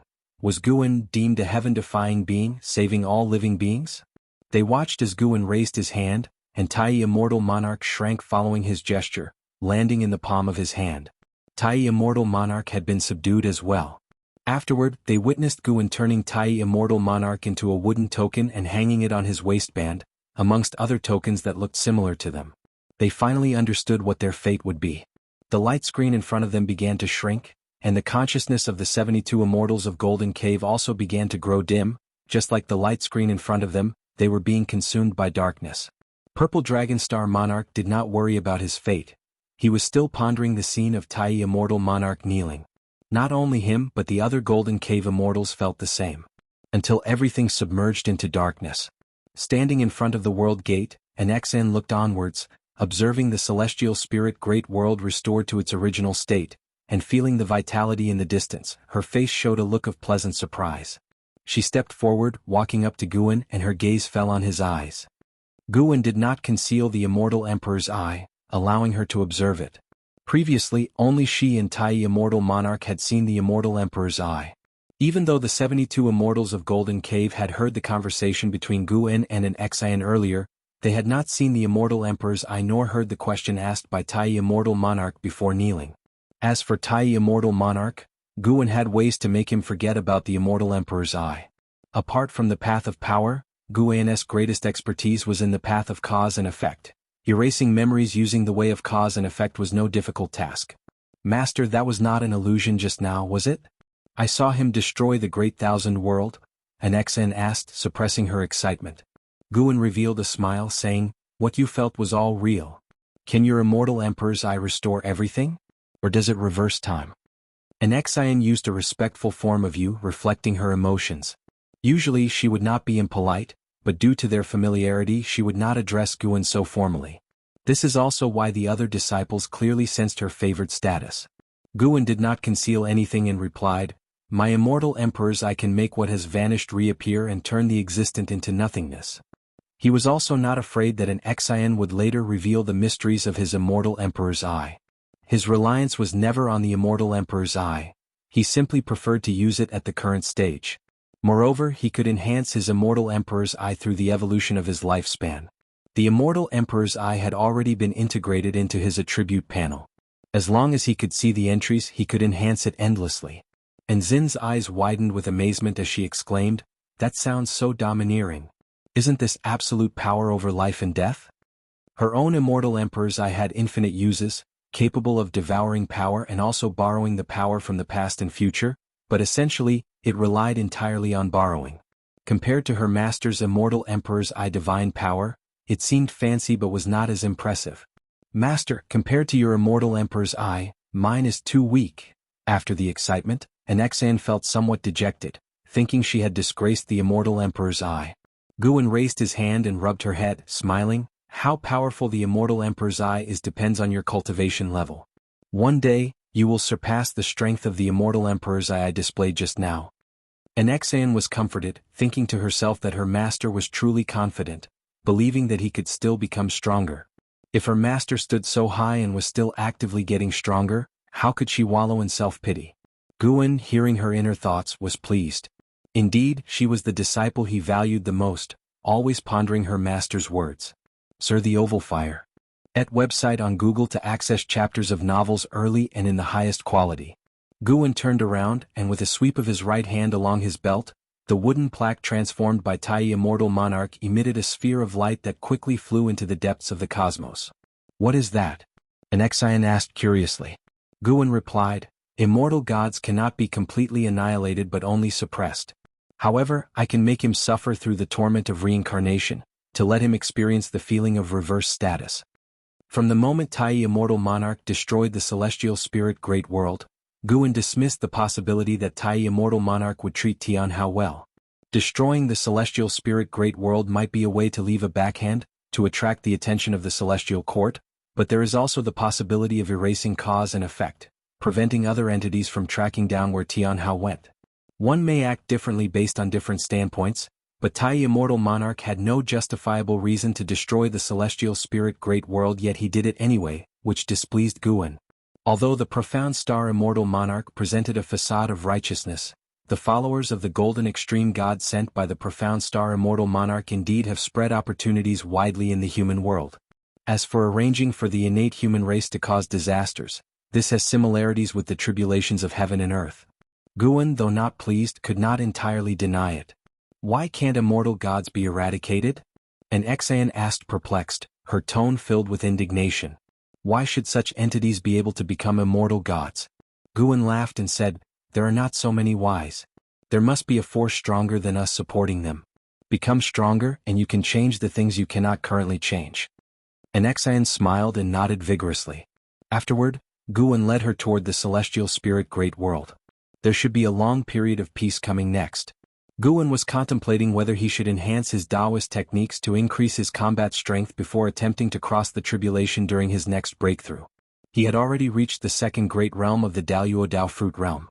Based on the previous realms, the next one would be the final layer of the Daluo Dao fruit, which will undoubtedly be difficult to break through. While thinking, Guan responded to Enzin's many curiosities about the previous battle. Although the battle had astonished Anaxian, she completely failed to understand it. She did not know how Tai Immortal Monarch shattered the celestial spirit Great World, nor how Guan pressured Tai Immortal Monarch into kneeling. What she was most curious about was Guan's divine power that turned people into little wooden plaques. That was not a simple transformation in the typical sense. She probed with her divine sense and found that those wooden plaques seemed to be made of common wood, showing no trace of anything unusual within. Source: web novel. Com updated on Novlov. Com if you find any errors, ads pop up, ads redirect, broken links, non-standard content, etc. Please let us know reports so we can fix it as soon as possible. Chapter 638. The struggle of the celestial army within the vastness of the world. An endless army of silver-armored celestial soldiers is besieging a terrifying figure far larger than any mountain in the human world. This figure, resembling a demon turtle, is coiled in a terrifying demonic chi, with more than 10 flood dragons rampaging within it, and upon closer inspection, it becomes clear that these flood dragons are the turtle's tails. The demon turtle is so colossal that the figures besieging it appear as tiny as dust. A mere twitch from it could cause a catastrophic tremor shaking the heavens and the earth. In the distance, Zhang Buku, clad in silver armor, stands shoulder to shoulder with Su Yu, who is also wearing silver armor but looking somewhat awkward compared to Zhang Buku's dignified bearing. Zhang Buku looks toward the distant battle with a face full of fear and shock. Among the silver-armored celestial soldiers participating in battle, none have a cultivation level lower than theirs. Their numbers exceed 10 million, hailing from different worlds of the Great Thousand World. Yet, the gathering of so many powerful warriors fails to make an impact on the demon turtle. This is a chaos evil demon. Such demons may not be the strongest, but it is said that the chaos harbors countless ones like it. If we can subdue this one, our celestial army might have a chance to be established. Suyu spoke with a tone full of emotion. Zhang Buku turned to look at him, asking in surprise, with so many reserve celestial soldiers, can we really become celestial gods? Suyu gave him a disdainful glance and said irritably, "Becoming a celestial god is not so simple. Only by holding our ground do we have a chance. If we are lucky enough to encounter extraordinary warriors, we could ride the winds to ascend, which is better than facing the heavenly Daoist trials alone." After hearing this, Zhang Buku once again shifted his gaze towards the distant chaos evil demon. Taking a deep breath, he leaped and joined the battle, with Suyu not lingering and following closely behind. As far as the eye can see, figures from all directions are still relentlessly charging toward the chaos evil demon, and there are always those who fall, with the vast earth strewn with blood and dismembered limbs. All those participating in this battle are either the top talents or the most powerful from various worlds. Yet, in the presence of the chaos evil demon, they seem as insignificant as insects, their spells and divine skills not even capable of dispersing the demonic chi surrounding it. At the same time, atop layers of clouds, a formidable figure overlooks it all, donned in the oppressive silver armor of the celestial court. Behind him stand two immortal gods in robes, looking down indifferently at the battle below. As immortal gods, they have witnessed countless such battles and they do not sympathize with the fallen, for anyone who has come here has done so with resolution, and even in death they harbor no regrets. The celestial calming god slowly said, "This batch of the celestial army doesn't have many with great potential. Even if they survive this ordeal, few are likely to achieve greatness." The two immortal gods behind him silently nodded, each holding a jade disc in one hand and their other hands swiftly moving as though writing something. The news that Tai Immortal Monarch had been suppressed by Guan did not spread, at least in the celestial spirit great world, except for Guan and an Xan. No one knew that Tai Immortal Monarch had been there. And after Tai Immortal Monarch's soul was cast into reincarnation, the celestial spirit great world also did not experience any significant upheavals. It wasn't until the celestial spirit god stepped out from the world gate that he stood before it, sensing something faintly, and looked at the celestial spirit great world with shock in his eyes. He could feel a trace of presence left by Tai Immortal Monarch. Tai Immortal Monarch had been here, but nothing had happened to the celestial spirit great world. What did that indicate? Search * the novel Fire. Net website on Google to access chapters of novels early and in the highest quality. His reverence for Guan deepened. He had guessed that Guan possessed the great power to contend with Tai Immortal Monarch, but he had not thought that this battle would end in silence. What did that indicate? There could be a vast disparity between Tai Immortal Monarch and Guan. The celestial spirit god took a deep breath, a smile appearing on his face as he felt everything was heading in a favorable direction. He returned to his previous spot and sat down to continue his cultivation. Sending Tianhao to the Misty Immortal Court, he too was deeply moved. After many years, the Misty Immortal Court remained unfathomable, and his close friend had already surpassed him, filling him with a fighting spirit. To know, his talents had been acknowledged by the Celestial Court. Before becoming the Celestial Spirit God, his life was filled with nothing but cheers and praises. As the Celestial Spirit God closed his eyes, the gears of time in the human world began to speed up. A year passes as if a day. In the blink of an eye. Another 10,000 years have passed. The human world has changed beyond recognition and countless living beings have come and gone, yet the faces governing heaven and earth haven't changed much. This year, as spring ended, Guan stood at the mountaintop, facing the wind as he stood upright. An hour earlier he had used the lifespan projection feature, hoping to enhance his path of power. To him now, spending 1 trillion years of his lifespan wasn't too painful. After the consumption he still had over 14 trillion years left. As the projection ended, a prompt appeared before his eyes, and he couldn't help but close his eyes to start feeling the insights of the path of power. The spiritual energy between heaven and earth suddenly halted, and the Tao rules began to change, causing the creatures on this land to feel suppressed. This time, Guan didn't pass on his Tao insights within a dojo. Instead, he deliberately chose a continent with a less advanced immortal cultivation atmosphere for the transfer of his insights. As Guan pursued enlightenment, the power of the great Tao began to pour into this mainland. Countless cultivators felt uneasy due to the change in nature's spiritual energy, but before long, they felt an inexplicable sense that made them subconsciously review the cultivation techniques they've mastered. Soon, this continent fell into silence as the influence of Guan's pursuit of enlightenment continued to expand, reaching out towards the oceans and other continents. After a long while, Guan's enlightenment came to an end, and he opened his eyes, then disappeared from the spot. After his departure, silhouettes streaked across the sky. These people carried the aura of saints, like enlightened ascetics, observing the mountains and rivers along the way as if in search of something. Guan arrived in a city of the human world in one step. It was a mortal city with only a few cultivators who kept their cultivation levels hidden, unknown to others. He entered a bookshop and started to peruse the collection. His thoughts drifted to Zhang Buku of the Tai's great world. Zhang Buku had suddenly disappeared for a few thousand years, and even Guan could not divine his karma. Guan speculated it was related to the celestial court. Fortunately, Zhang Buku later returned unharmed to the Tai's great world, so Guan did not think too much about it. Whenever Zhang Buku and Suyu mentioned the celestial court, Guan could not hear nor deduce anything. Perhaps this was why the celestial court was so mysterious. Even reaching the Daluo Dao fruit realm, one cannot pry into the celestial court's karma. Although Zhang Buku had returned, his will was clearly dejected, and Guan hesitated whether to give him some guidance or not. Guan could guess that Zhang Buku might have suffered a setback in the land of the celestial court. Most likely, he failed in competing for a celestial Dao immortal position with other outstanding figures, or lost hope and was hugely hit. On the other hand, Suyu was unaffected and started to frolic in the human world and stopped cultivating after returning to the Tai's great world. Guan thought about these things, but soon his attention was caught by the books in his hands. When it comes to writing, books by mortals are indeed more delightful to read. Those written by cultivators are too utilitarian and lack the delicacy in expressing human emotions. Dear customer, if you like this Yen Lao Secret Lover, why not buy it? If you purchase the whole set, it'll even include original character illustrations drawn by the author. The bookkeeper approached enthusiastically. Guan closed the book in his hands, put it back on the shelf and turned to leave. Seeing this, the bookkeeper's face showed displeasure. Looking decent enough, but why only look and not spend any money? How stingy. Shopkeeper, take out all the illustrations you mentioned.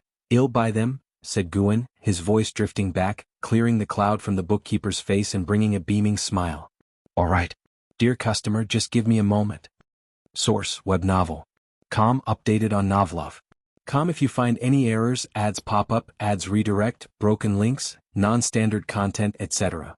Please let us know reports so we can fix it as soon as possible. Chapter 639. The world's #1 determination. The setting sun dipped below the horizon within the Taoist field of the beginningless. Humming a tune, Guan walked along the mountain path, feeling rather pleased and occasionally reaching out to touch the flowers and plants along the way. After half a day of contemplation, he decided not to assist Zhang Buku, but rather to let Zhang Buku solve his own predicaments. His intention was to ensure the preservation of Zhang Buku's life. He was also curious to see how Suyu would help Zhang Buku become one of the heavenly court immortals. Upon reaching the courtyard atop the mountain, as soon as Guan entered, the long-awaiting celestial Cyan and Tianbai approached him. Aside from them, only Shenzhen and the white spirit rat were in the courtyard. Master, Emperor Tianhong wishes to be disciples at the Taoist field of the beginningless. What do you think? Celestial Cyan asked first. Tianbai also looked at Guan with anticipation. Early this morning, Emperor Tianhong from the Tao court arrived at the Qingkuan sect, causing a huge commotion. He proclaimed his desire to become a disciple of the beginningless, an announcement that startled the upper echelons of the Qingkuan sect, prompting them to call upon Celestial Cyan and Tianbai. 20,000 years ago, Wuxia disciples emerged, saving all living beings. Although it was ultimately the supporting Tao Sword Venerable who reversed the tides of chaos, the exploits and great fame of the Wuxia disciples remained illustrious.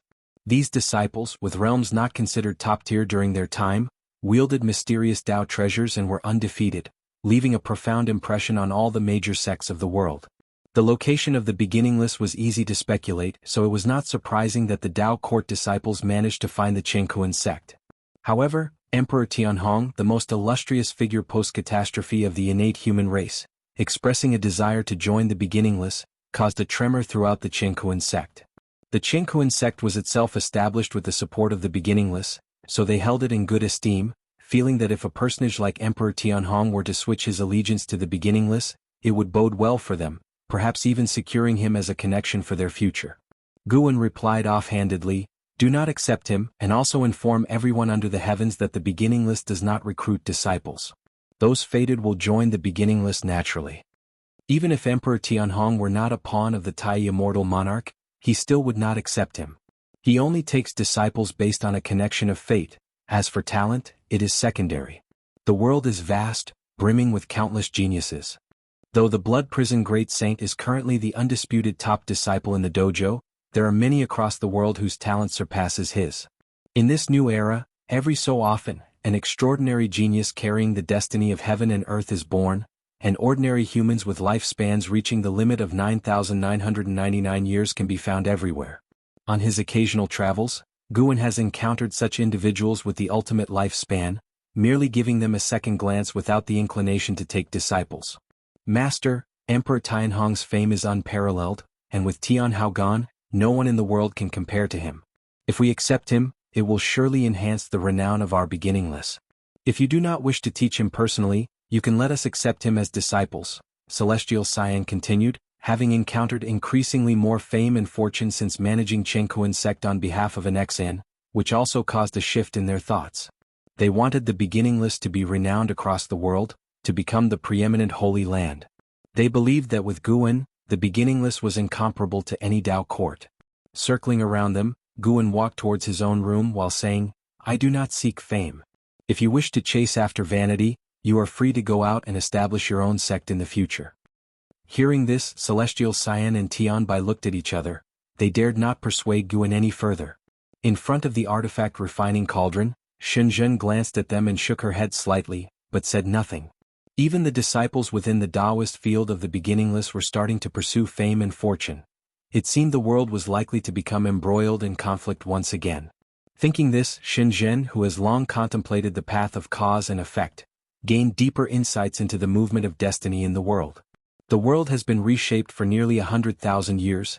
Besides the earlier calamities wrought by the innate human race in the human world, a peaceful backdrop has always prevailed. However, human hearts are restless and disputes will inevitably arise. But even if chaos engulfs the world, what concern is it of hers? Shenzhen withdrew her thoughts and continued her contemplation of the great Tao. After staying in place for a while, Celestial Cyan and Tianbai went to the Chengkuan sect to reject Emperor Tianhong. They waited until night fell. The two women returned. Walking through the forest, they stopped before a stream. Celestial Cyan turned her head, her peripheral vision glancing back, and said, "Please return, further ahead is unauthorized entry into Wuxia."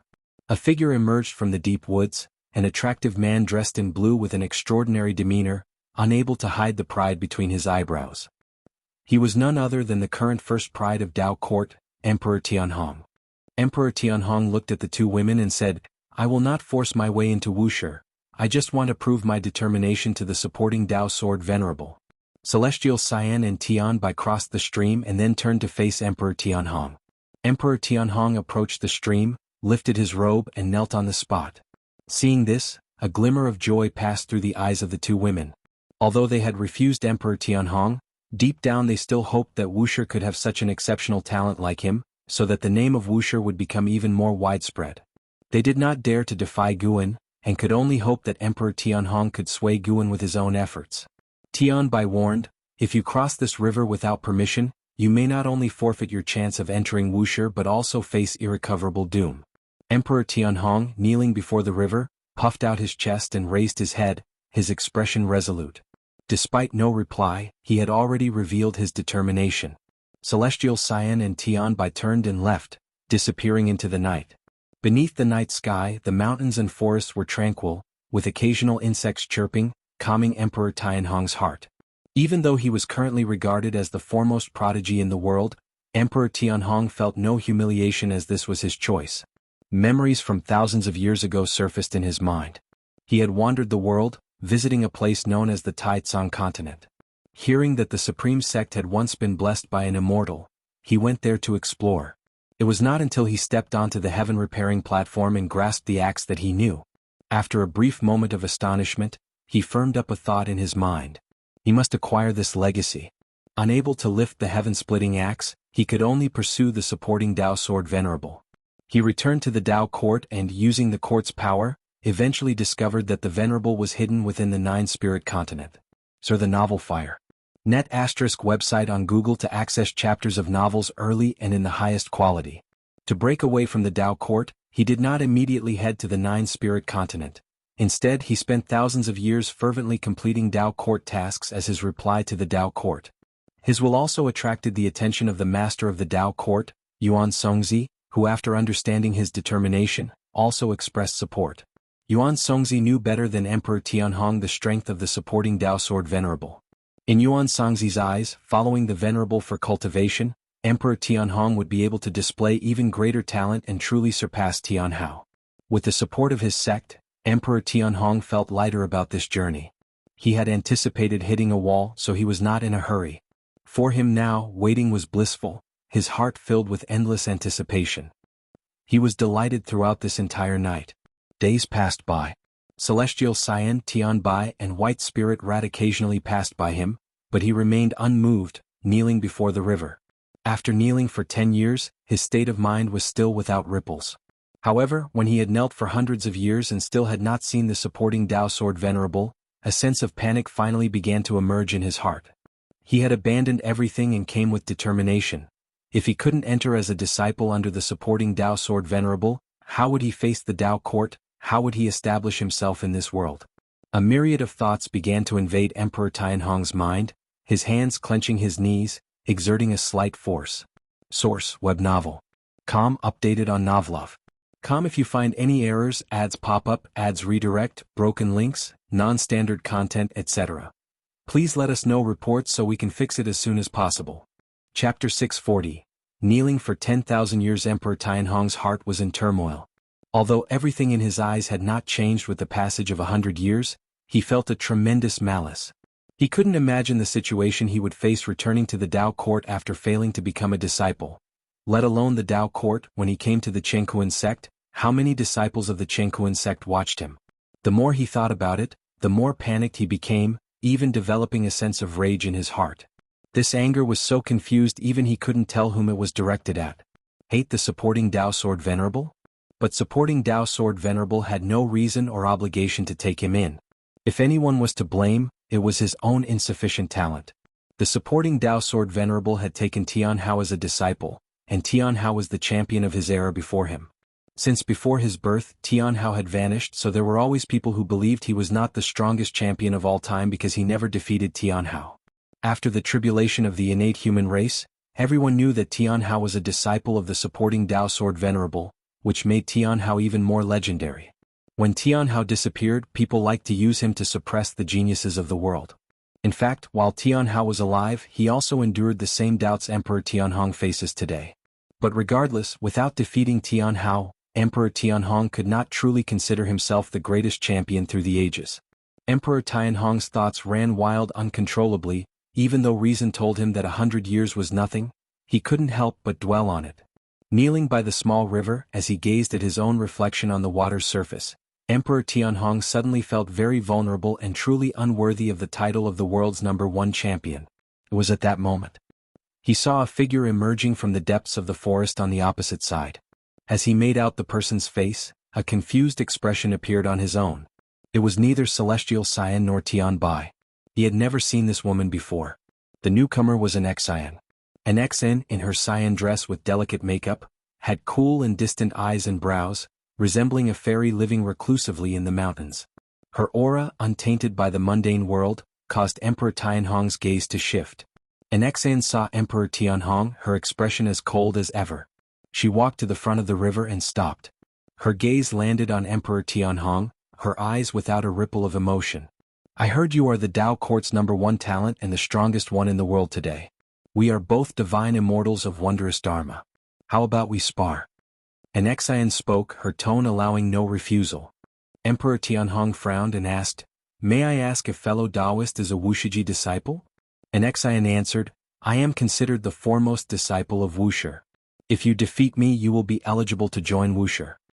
Upon hearing this, Emperor Tianhong's eyes blazed with a fierce light. Having knelt and waited for 100 years, his mood was already irritable. With Nzin's sudden approach, it seemed like the very opportunity he had been yearning for. He wanted to show the sword venerable his talent. Emperor Tianhong stood up, with mud and grass falling from his legs. His aura changed abruptly, the wild wind howled, causing the surrounding trees to shake violently. "Where shall we spar?" Emperor Tianhong asked, his intense gaze domineering, his hair dancing wildly like flames. Nzin's eyes flickered with purple light. She replied indifferently, "No need to go elsewhere, right here will do. It will be over quickly." See the novel Fire. Net asterisk website on Google to access chapters of novels early and in the highest quality. Emperor Tianhong felt humiliated, his robe began to billow, a terrifying aura emanated from within him. Meanwhile, inside an inn belonging to the Chengkuan sect, Guan was drinking with his friends who enjoyed meat and wine, when suddenly they felt a terrifying aura coming from afar. This wine and meat friend named Qiuzhua exclaimed in shock and suspicion. Could it be someone is causing trouble within the sect? Although the Chengkuan sect of today is far from comparing to the Dao court, in the eyes of the rank-and-file disciples, the Chengkuan sect is an authentic and major power, dominating a region. Whoever dares to cause trouble within the Chengkuan sect is truly seeking death. Guan laughed and said, since it's happening within the sect, why should we worry? Let's keep drinking and continue talking about Yi Lang's affairs. Yi Lang, the offspring of the sect hierarchy Qingshan, may not be considered outstanding in terms of talent within the Yi family, but with his free-spirited and unrestrained character, he always manages to do things that become the subject of much gossip. Qiuzhua thought that Guan's words made sense, so he resumed recounting the tales of Yi Lang's amorous exploits. The terrifying aura appeared abruptly and dissipated just as quickly. The entire process took less than 10 breaths, which led to much speculation among the disciples of the Chengkuan sect in various cities. In the forest, Emperor Tianhong was half kneeling in front of a river, one hand propped against his knee, the other dangling naturally as he laboriously raised his head to look up, his face covered in cold sweat and bloodshot eyes. An Xen stood on the opposite side of the river, about a zhang away from him, her purple pupils gradually retracting their unusual shimmer. Compared to Emperor Tianhong's face full of shock and fear, and Xin's expression remained indifferent. How is this possible? What divine skill was that just now? Emperor Tianhong ground his teeth and asked. He couldn't accept his own crushing defeat, especially since it was at the hands of someone in the same realm. An Xen replied, this is a divine skill taught to me by my master. You don't need to feel sad about it. Although we are in the same realm, I reached this realm long before you were born. Your talent is still higher than mine, but it's not so simple to get accepted into Wuxia. Having said this, she stepped forward and flickered past Emperor Tianhong, heading toward the Chengkuan sect. Emperor Tianhong looked down and asked through clenched teeth, did the Sword Venerable send you here? He doesn't have that kind of leisure time. I just sensed that your Dao heart was wavering. It's only been a century, yet you can't hold on, which disappoints those in the dojo who have expectations for you. However, retreating is also not a problem. There are many paths in the world and you don't necessarily have to enter Wuxia. An Xen didn't stop her steps, her figure gradually disappearing into the distance. Upon hearing this, Emperor Tianhong's pupils dilated, and a color of shame surged in his heart. Indeed, it's only been a century. What is a century to cultivators? Memories of the previous battle flashed through Emperor Tianhong's mind, and his eyes became fervent. Being such formidable Wuxia disciples serves to prove the profound heritage of Wuxia. Even if it takes 1,000 years or 10,000 years, he must enter Wuxia. Emperor Tianhong straightened his spine and knelt once more. This time, he swept away his previous impatience, and his gaze returned to the steadfastness of when he had first arrived. A gentle breeze passed by, lifting the hair beside his ears. Amidst the sound of the wind, he seemed to hear the supporting Dao Sword Venerable calling out to him. Calling out the word, disciple. Emperor Tianhong's lips curved upwards, for Nzin's strength made him long for Wuxia all the more. Years went by quickly. When tens of thousands of years had once again passed, the forest where Emperor Tianhong was located seemed unchanged, as if secluded from the world, unaffected by the rules of heaven and earth. There was no alteration in Emperor Tianhong's attire, but his hair had grown longer, and his beard reached the ground. He kept his eyes closed, his whole being radiating an aura of profound mystery. Not far off, on a tree branch, Guan and an Xen stood side by side, observing Emperor Tianhong. An Xen spoke up, Master, if you truly do not wish to accept him, shall I drive him away? Emperor Tianhong's decade-long kneeling did not only move her. Other disciples of the dojo also became aware of this man's determination and were touched by it. As the #1 prodigy of the world, he has managed to patiently kneel in this place for tens of thousands of years, which is unimaginable how resolute his determination is. If you find any errors, ads pop up, ads redirect, broken links, non-standard content, etc.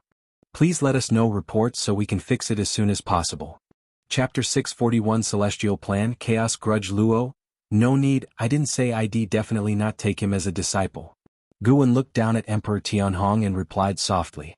The reasons he did not take Emperor Tianhong as a disciple were, firstly, he did not favor him, and secondly, Emperor Tianhong was a reincarnation of an immortal god, with the consequences of Tai immortal monarch's karma trailing behind.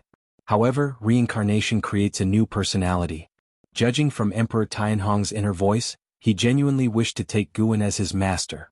The reason why Guan was hesitating was because he wanted to wait until he achieved his own breakthrough before accepting him, using the opportunity to further temper Emperor Tianhong. An ex-in remarked with emotion, "If it were Tianhong kneeling, managing to kneel for 100 years would be already quite good." Setting aside talent, she felt that even she herself wouldn't be able to kneel for 10,000 years. Guan's eyes did not show any change as he gazed at Emperor Tianhong, probing into his future. Standing near Emperor Tianhong, he still did not notice the two of them. After kneeling for 10,000 years, Emperor Tianhong had entered a state of self-forgetfulness. He was contemplating the natural laws of heaven and earth, thus forgetting the torment of time. "By the way, Master, how is Tianhao faring these days?" An ex-in turned to Guan and asked curiously. She believed her master could see the situation of the misty immortal court. Guan smiled and said, "Mixed blessings, but in any case he won't die." Hearing this, an ex-in was completely relieved, and then she began to talk about the affairs of the world. Over the years, she occasionally replaced Celestial Cyan and Tianbai in dealings with the Chengkuan sect. After all, she couldn't let the two always be busy, she also needed time to relax. The current world could be said to be in the same state every millennium, with heroes coming forth in great numbers. The ruling power of the Dao court was weakening, mainly due to the rising number of forces. The Dao court, upholding the Dao, could only watch as other powers grew stronger. With more and more powerful forces emerging, the strife in the world would naturally increase. However, compared to the calamity brought by outer heaven, the conflicts within the world seemed trivial. An ex-in talked about a prodigy that had risen in the Dao court in the recent 10,000 years. It was undeniable that the Dao court had a profound foundation.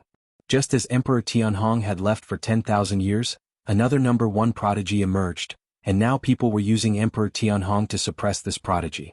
Without initiating a war, it seems that only creating momentum can maintain the Dao court's absolute ruling position, said an ex-in in a teasing tone. Guan did not comment on the Dao court. He had a deeper understanding of it than an ex-in did, as he often stayed at the Dao court to accompany Xiaolan. Xiaolan had good talent, and with the support from Guan's Dao intent, she had always been one of the top prodigies of the Dao court. However, because she disliked public attention, the title of the number one prodigy never fell upon her. Recently, the Dao court was preparing to initiate the Celestial Plan, aiming to search for other great thousand worlds. Having no intention to suppress the sects within the world, they sought to pursue stronger powers and greater resources. Such ambitions filled most of the upper echelons with pride, feeling that they possessed a higher vision than the world's sects, embodying the magnanimity of the world's common lord. Guan thought the Dao court's idea was quite good, and he was ready to ask the celestial spirit god to help facilitate it. Born in the celestial spirit great world, he also wanted to see different developments from the past emerge there. If every era was headed towards destruction, then Guan's effort in saving all living beings would lose its purpose. His decision was not to let the Dao court grow unbridled, but he felt that cultivators should always climb higher and chase after the great Dao. The existence of the world gate seemed more like a restraint on the development of cultivators. No matter how one looked at it, the world gate did not seem like a natural phenomenon. At this moment, Guan was considering whether or not to allow the disciples of his dojo to venture out. He had his disciples in seclusion all year round in order to accumulate their strength, not to limit their freedom. His greatest concern was Qin Xuan. When Xiao Chuan was first reincarnated as Qin Xuan, he encountered a mysterious karmic force that cursed him, nearly causing the death of his parents. When the innate human race caused trouble, Qin Xuan went out for experiences and did not suffer from the curse again, which is why Guan considered letting him go out as well. After much deliberation, Guan decided to leave the choice to Qin Xuan. "Let's go for a walk outside." Having said this, Guan jumped down, followed closely by an ex-in. They passed by Emperor Tianhong, with Guan even giving his shoulder a light pat. Emperor Tianhong seemed to sense something, opened his eyes but saw nothing. He thought it was just a breeze. Perhaps it was because he had knelt for such a long time that he didn't rush to enter Wuxia. He felt that his current state was conducive to enlightenment.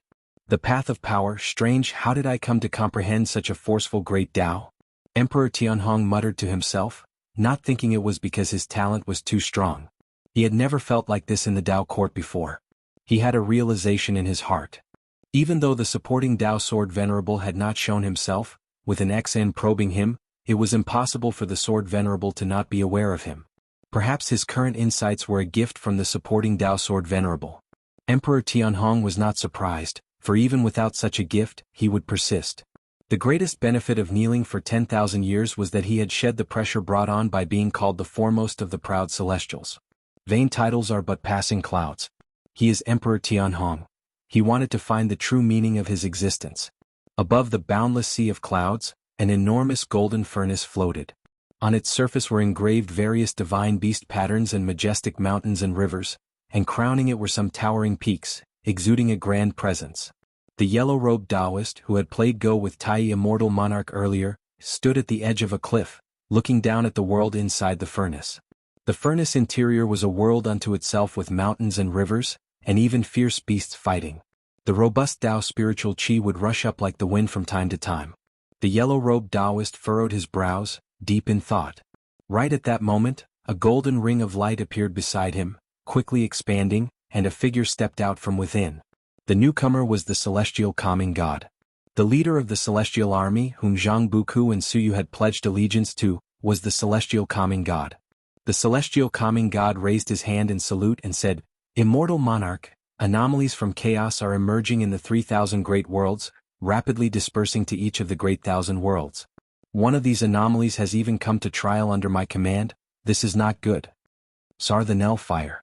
NT website on Google to access chapters of novels early and in the highest quality. The one known as Huang Feng Immortal Monarch, the yellow-robed Taoist, tilted his head to look at him and asked, "Anomalies from chaos? Which anomaly?" The celestial calming god responded, "It should be Chaos Grudge Luo. I have captured immense resentment from the soul's depths of that infiltrator. If left unchecked and allowed to spread rapidly, it will become a great calamity." Grudge Luo? The eyes of Huang Feng Immortal Monarch flickered, sinking into contemplation. The celestial calming god stopped speaking, waiting for Huang Feng Immortal Monarch's command. After a long while, Huang Feng Immortal Monarch spoke, "Do not act rashly for now. Perhaps Grudge Luo's existence is linked to bigger karma and causality." The celestial calming god frowned, hesitated for a moment and said, "If left unchecked, many living beings will die. If we don't eradicate the roots of this disaster along with it, even more living beings will die."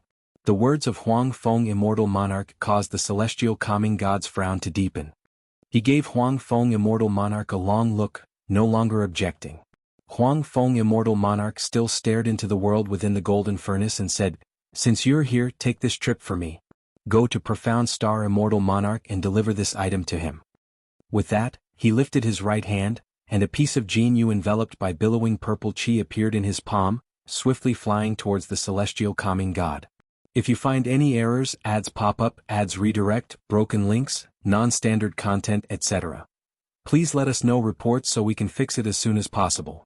Chapter 642 True Immortal's Appearance. In the blink of an eye, 1,000 years have passed. In the Dao court within Xiaolan's grotto heaven, Guan and Xiaolan were sitting in a small pavilion, drinking and chatting. Xiaolan was talking about the celestial plan she had just learned about, and she wanted to venture into the outer heaven. Guan listened attentively, but his thoughts were on his own lifespan. His lifespan had accumulated to over 2 trillion years, and currently he gains about 50 million years annually, even without expanding Medicine Valley. "Brother Gu, do you think I should join the celestial plan?" Xiaolan asked hesitantly. She wanted to join to experience a broader world and have the chance for greater opportunities, but she couldn't take Guan with her and didn't know how many years it would take before she could return. Guan smiled and said, "If you want to go, then go. If you're worried about me, there's no need. Just think about it, you often seclude yourself for cultivation and I still live well. I have many friends in the Dao court, I am not alone. Go ahead and venture, I will wait for you here to return." Upon hearing this, Xiaolan's face lit up with a smile, as Brother Gu was always so supportive of her. Thinking about it, Guan managed to stay in the Dao court for tens of thousands of years without any issue, which proves his capability in handling affairs. She didn't have such a big influence in the Dao court, even peerless prodigies and great figures occasionally find themselves in trouble. Xiaolan continued, "My master also wants me to advance, to strive for the top treatment as the first prodigy in the Dao court." After Emperor Tianhong left, Although the Tao court promoted another unparalleled prodigy, there's a clear gap compared to Emperor Tianhong. My master said I have a chance to take the title of the top prodigy, and she will mobilize all her connections to build momentum for me. Guan listened carefully. Where there are people, there are rivalries like those of the martial world, especially in a major power like the Tao court, where the internal power struggles are extremely fierce. Behind each prized prodigy, there are numerous cultivators striving to support them. The number of cultivators in the Tao court is countless. Many are unknown geniuses or powerhouses. The reason for their obscurity is due to lack of promotion. Talking about Emperor Tianhong, Xiaolan sighed, I have seen Emperor Tianhong. He truly had an imposing presence, making one feel at first sight that he could make a name for himself in the world. The Tao court also treated him very well, giving him the best resources. Yet he chose to go and apprentice under the supporting Tao sword venerable. I heard that the supporting Tao sword venerable has repeatedly saved the world, truly a true immortal of the human world, but how can Wuxia compare to the Tao court? Guan laughed, maybe what he's pursuing is a stronger Taoist technique. Cultivation lies in the individual. Although the Wuxi's disciples are famous for a while, their cultivation level is not far superior to the contemporary talents. Mainly they rely on the Tao treasures of the beginning list to fight, which shows the cultivation resources Wuxia can provide are not top-notch. After all, they reside hidden in a small corner of the world. Xiaolan shook her head, saying she didn't know much about the supporting Tao sword venerable, but in her view the Tao court is the strongest sect. After all, she belongs to the Tao court. Guan found her questioning of Wuxia interesting and added, anyway, this is your opportunity. The road to immortal cultivation is extremely long, and everyone has their choices. You once made a decision that others around you didn't understand, which was to always take me with you. Xiaolan blinked and said, that's different. During the conversation she moved closer to Guan, tightly hugging his arm. If something happens to Brother Gu one day, and I need to give up my cultivation, I will not hesitate. TSK, aren't you cursing me? Hey, I am expressing my true feelings here, why aren't you moved? I do not hope for that day to come, and I will not let you face such a choice. Guan raised his hand and wrapped it around Xiaolan's waist, speaking softly. Xiaolan feels very happy in this life, now without any worries in her heart, something Guan is pleased to see and will do his best to maintain. Unlike dealing because she was his junior sister, Guan accompanied her in person. The mature medicinal herbs could afford a delay of a month. After Xiaolan left Grotto Heaven, Guan then went to other medicine valleys to start collecting medicinal herbs. As Xiaolan began to pursue the higher great Tao of heaven and earth, Guan felt that he also needed to step up and improve the lifespan and income of each medicine valley. Xiaolan followed the Tao court and flew in the void for several years before finally arriving at the legendary World Gate. There were hundreds of people on this journey. Like her, there were 20 geniuses in total. The others were great cultivators of the Tao court, all with cultivation levels above the Zizai immortal realm, and leading them was Yuan Songzi, the master of the Tao court. Yuan Songzi performed the cloud ascending technique, carrying everyone as they flew together. CTH Fire. Et website on Google to access chapters of novels early and in the highest quality. Above the clouds, Xiaolan gazed far into the distance at the World Gate, utterly astonished by it. Even though she was a divine immortal of wondrous Dharma, she instinctively felt overwhelmed. The majestic aura of the great Tao made her breath quicken. It was not just her, the other cultivators felt the same. Except for Yuan Songzi, it was the first time for everyone else to see the World Gate. They quickly landed on the square in front of the World Gate. Yuan Songzi walked briskly forward and bowed to the celestial spirit god in front of him. Everyone's gaze fell on the celestial spirit god who was shrouded in the celestial Tao immortal light, rendering his true appearance inscrutable. Is this the true form of an immortal god? Xiaolan marveled inwardly, feeling somewhat regretful. Such a majestic celestial gate, such formidable immortal gods, and Brother Gu could not see it. Truly a great regret in life. In the human world, 99% of cultivators spend their entire lives unable to witness the form of an immortal. The celestial spirit god did not speak, but the World Gate behind him began to tremble, and strong light from the heavenly Tao burst forth. Everyone pass by the celestial god in turn and pay respects. Follow me through the gate.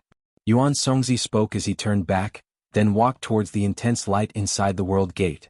The others followed closely, each person's presence affecting the celestial spirit god as they approached. When it was Xiaolan's turn, she also bowed, but whether it was an illusion or not, she felt the celestial spirit god's form seemed to change, but she didn't dare to look closely and quickly moved away. After everyone from the Tao court had vanished into the world gate, the celestial spirit god opened his eyes, the celestial Tao immortal light dispersed, and he murmured with a frown, "Strange, why did that girl make my heart flutter? Could it be?" The celestial spirit god suddenly guessed a possibility, his expression turning peculiar. He raised his eyes to look towards the celestial spirit great world, his gaze landing beside the Qingkuan sect. He couldn't probe Wuxia, but he could see Emperor Tianhong's kneeling figure. He could also sense that Emperor Tianhong was a reincarnation of an immortal god, so he was curious about how Guan would treat Emperor Tianhong. His gaze then shifted to the human world, but unfortunately no matter how he searched he could not find the reincarnated form of Tai Immortal Monarch. And he did not know where Tai Immortal Monarch was suffering. As it happens, this is already the second immortal god to descend and suffer. Will there be more immortal gods reincarnated and suffering in the celestial spirit great world due to offending Guan? If you find any errors, ads pop up, ads redirect, broken links, non-standard content, etc., please let us know reports so we can fix it as soon as possible. Chapter 643, Zhao Russian, the struggle of the Taoist emperor. The sunlight, filtering through the gaps in the leaves, shone onto the river, creating a golden phosphorescence. Emperor Tianhong was still kneeling by the river, his beard touching the ground, knees deep in the mud, his eyes closed, his black hair spilling out. He seemed to merge with the forest, his breath natural. Thousands of years have passed since Shaolin left, and Emperor Tianhong has been kneeling there for over 21,000 years. Footsteps approached from behind, and a man dressed in black appeared. He was handsome, with his black hair coiled up under a headpiece, a sword and a gourd hanging at his waist. He was like an unsheathed treasure sword, impossible to restrain. The legendary foremost pride of the world, Emperor Tianhong, nurtured by the Tao court to be the Taoist emperor, yet kneeling here unable to rise. It seems the supporting Tao sword venerable holds you in low regard. Do you have any regrets? The man in black stopped, his voice cold as he stared at Emperor Tianhong's back. Without opening his eyes, Emperor Tianhong asked softly, "Who are you?" His voice was slightly hoarse as if he hadn't spoken in a long time. "Zhao Russian, I too am known as the foremost pride of the world," the man in black answered coldly. Emperor Tianhong remained silent. Zhao Russian continued, "You might not recognize me, but I have seen you. When I first entered the Tao court with no prominent talents, I saw you returning from slaying demons, and the entire city's disciples shouting your name. You were who I, and all disciples, aspired to become." Listening to him, Emperor Tianhong still did not utter a sound. "You left the Tao court making me who I am today. I received substantial support from the Tao court, becoming the new foremost pride of the world, sweeping through peers of my realm. I fought across the land for 1,000 years without rest. Yet, many compare me to you, saying I have not defeated you, and do not deserve the title of the foremost in the world." As Zhao Russian spoke, he paused, his gaze sharpening. "So, you came to challenge me?" Emperor Tianhong asked, still not rising, clearly unworried about Zhao Russian launching a surprise attack. "Actually, in my heart, I also feel inferior to you," Zhao Russian stated calmly, taking a step forward as he continued. "Now I too follow the path of pursuing the Taoist emperor, which is the legacy left by the Ting master before his departure. He said both you and I are qualified to achieve the Taoist emperor, to lead the Tao court to unprecedented heights. Come back, since Wuxia looks down on you, why endure humiliation here? Do you know your deeds have spread across the world, and everyone knows the unparalleled pride cultivated by the Tao court kneels in front of Wuxia sect? Do you realize how much criticism the court has faced?" Gradually, Emperor Tianhong opened his eyes, his gaze still full of vitality, unaffected by the passage of time. "I am no longer a disciple of the Tao court. Please return," Emperor Tianhong replied softly.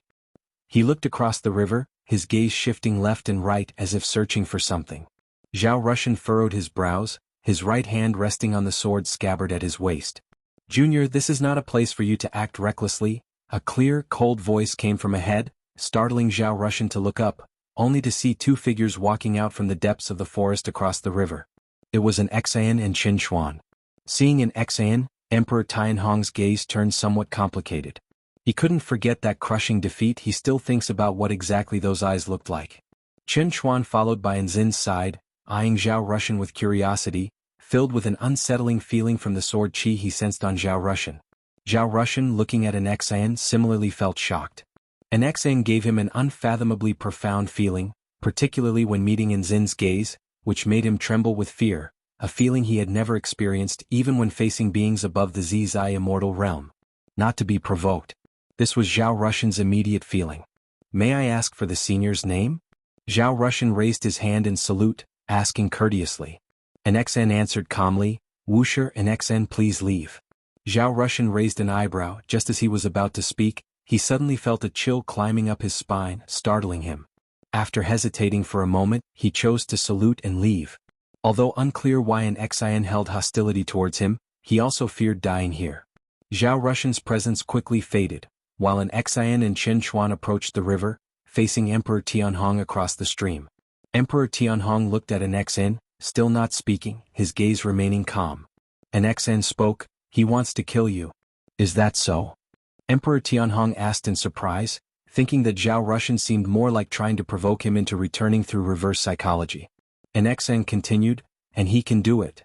Upon hearing this, Emperor Tianhong's brows immediately furrowed. He could feel that Zhao Rushan had reached the divine immortal of wondrous Dharma and had caught up with him in cultivation realm, but this was also because he had been kneeling for 20,000 years. Even at the same realm, he didn't believe he would lose to anyone other than an Xian. Chen Chuan was also surprised, not expecting Zhao Rushan to be so formidable.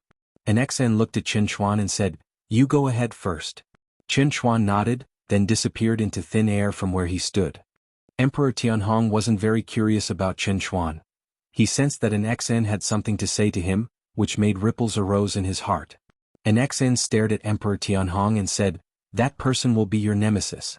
Both of you will become Taoist emperors and will stir a world-shaking conflict in the human world. Didn't you just say he could kill me? If I weren't here, wouldn't I already be dead by his hands? How could I become his nemesis? Emperor Tianhong curiously asked. You will die, but you will rise again in reincarnation and contend with him lifetime after lifetime. An Xian spoke in a very calm tone, as if mentioning a trivial matter, leaving Emperor Tianhong silent. He couldn't help but ask, Can you see my fate? Not me. And Xin's answer caused Emperor Tianhong's expression to change for the first time, stirring his long calm heart. Sword Venerable, an Xian continued, Keep kneeling for now. Master can't accept you temporarily and I don't know the reason, but perhaps this is part of cultivation. Over the years, you should have felt your Tao practice growing. Emperor Tianhong showed a smile. Indeed, although my cultivation level hasn't increased, my understanding of the great Tao is growing rapidly. This must be the blessing of the Sword Venerable. This was also the reason he had been kneeling for more than 20,000 years without feeling tired. He had seen hope, and even if he had to kneel for another 100,000 years, he wouldn't feel it was hard. An Xian stopped talking, flashed beside Emperor Tianhong, and continued walking forward. Emperor Tianhong turned his head towards her and asked, Sister, where are you going? I have my matters to attend to. An Xian casually replied, a slight smile curving upon her lips, feeling that Emperor Tianhong was very perceptive. Emperor Tianhong pressed further, Will Zhao Rushan bring good or bad results to the Tao court? Destiny is always changing. Knowing the future in advance would only become an obstacle for you. Before the words were even fully said, an Xian had already disappeared into the depths of the forest. Emperor Tianhong turned back, looking at the river surface, deep in thought. Taoist Emperor, huh? He had heard from Yuan Songzi before that the prodigies of the 3,000 great worlds were all chasing after becoming Taoist emperors, but the celestial spirit great world temporarily had no opportunity to achieve that status. Yuan Songzi had told him to prepare well. According to what an Xian revealed about the future, becoming a Taoist emperor seems to be the crux of future world conflicts. This implies Yuan Songzi will succeed. To become a Taoist emperor, it's necessary to open the pathway to the path of the great Tao for the celestial spirit great world. Emperor Tianhong took a deep breath, clearing his distractions.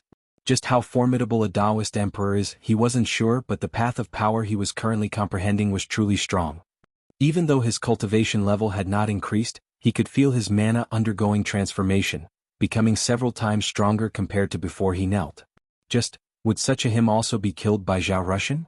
Emperor Tianhong noted Zhao Rushan's name, looking forward to their future confrontation. Sir the Novel Fire. Net website on Google to access chapters of novels early and in the highest quality. If you find any errors, ads pop up, ads redirect, broken links, non-standard content, etc. Please let us know reports so we can fix it as soon as possible. Chapter 644. Bizarre invasion for Zhao Rushan. Seeking an audience with Emperor Tianhong is a trivial matter. Ever since Zhao Rushan's descent into the world, Emperor Tianhong's destiny has changed. Although Emperor Tianhong will ultimately defeat Zhao Rushan, he will face numerous hardships and will need many lifetimes to accomplish this victory.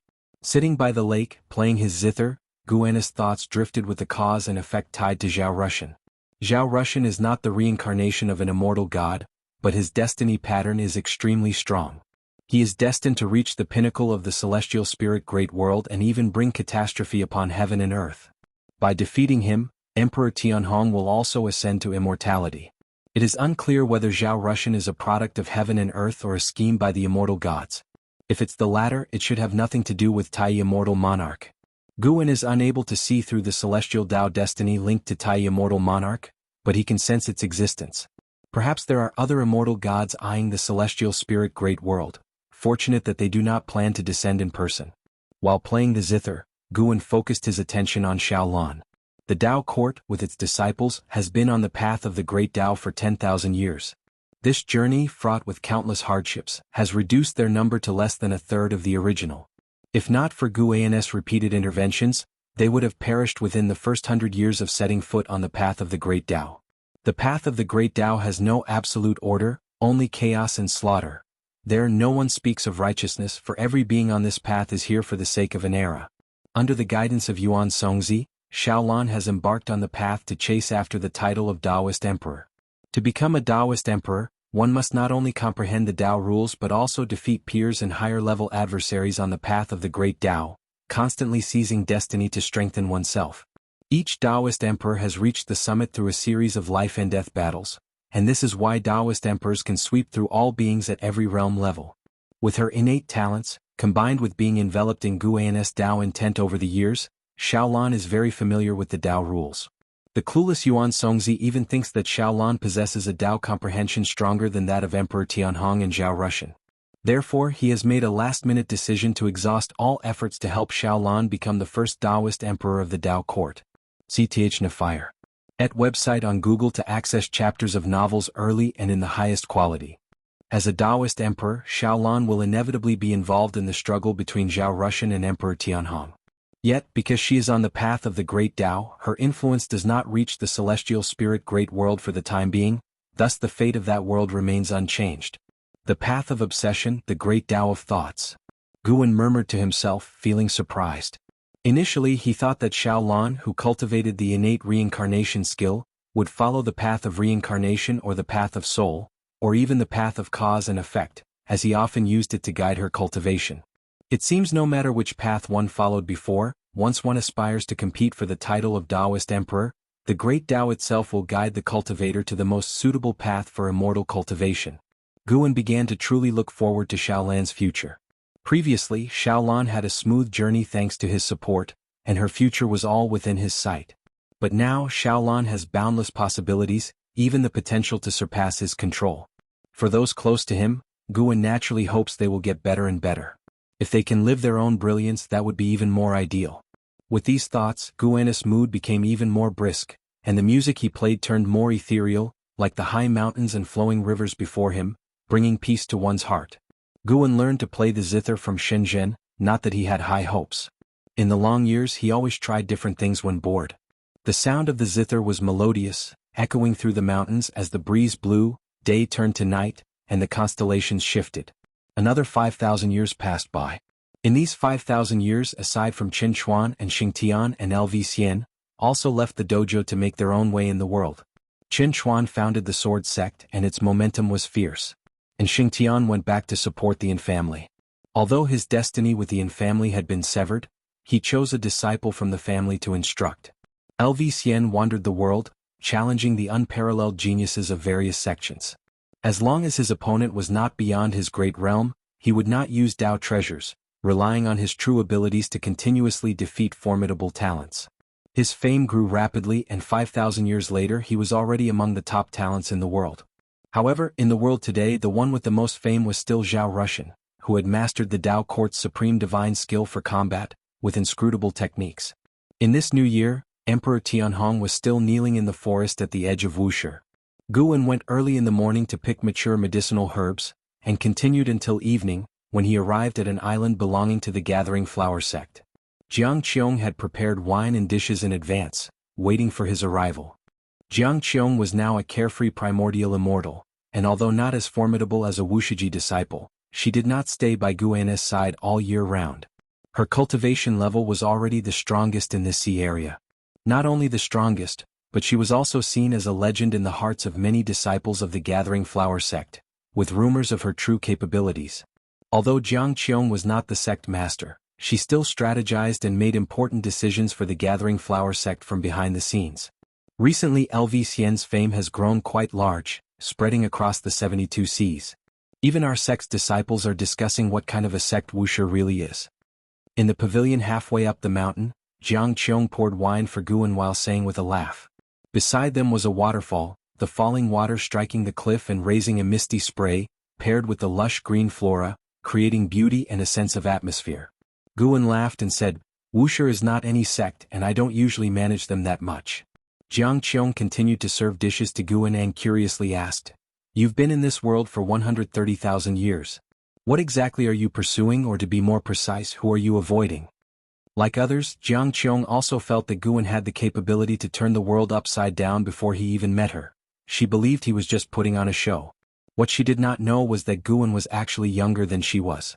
Guan did not specifically clarify this, as admitting the truth would hardly be believed by anyone, and may even plant the seeds of potential trouble. Pursuing? I am hoping for my current lifestyle to continue for a very long time, until I become tired of it. Guan said earnestly, then emptied the cup of wine in one gulp. Really? Jiang Qiong looked at Guan as if she was trying to see through him. Guan raised his hand, took out a scroll, and handed it to Jiang Qiong, saying, "This is a formation I created. Study it well, and if you can master it, it could protect the Gathering Flower sect for 1,000,000 years without worries." That powerful? Jiang Qiong was pleasantly surprised. She was very interested in formations, as could be seen from the incident at 8 Scenic Cave Heaven. She directly used her divine sense to probe the scroll. Meanwhile, Guan started to talk about the interesting things he had heard recently.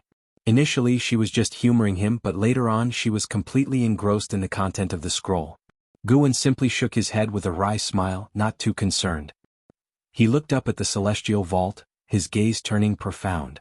Recently, a strange power was approaching the celestial spirit great world, which might bring disaster.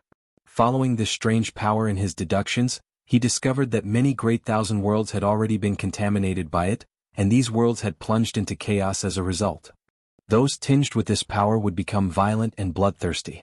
If you find any errors, ads pop up, ads redirect, broken links, non-standard content, etc., please let us know reports so we can fix it as soon as possible.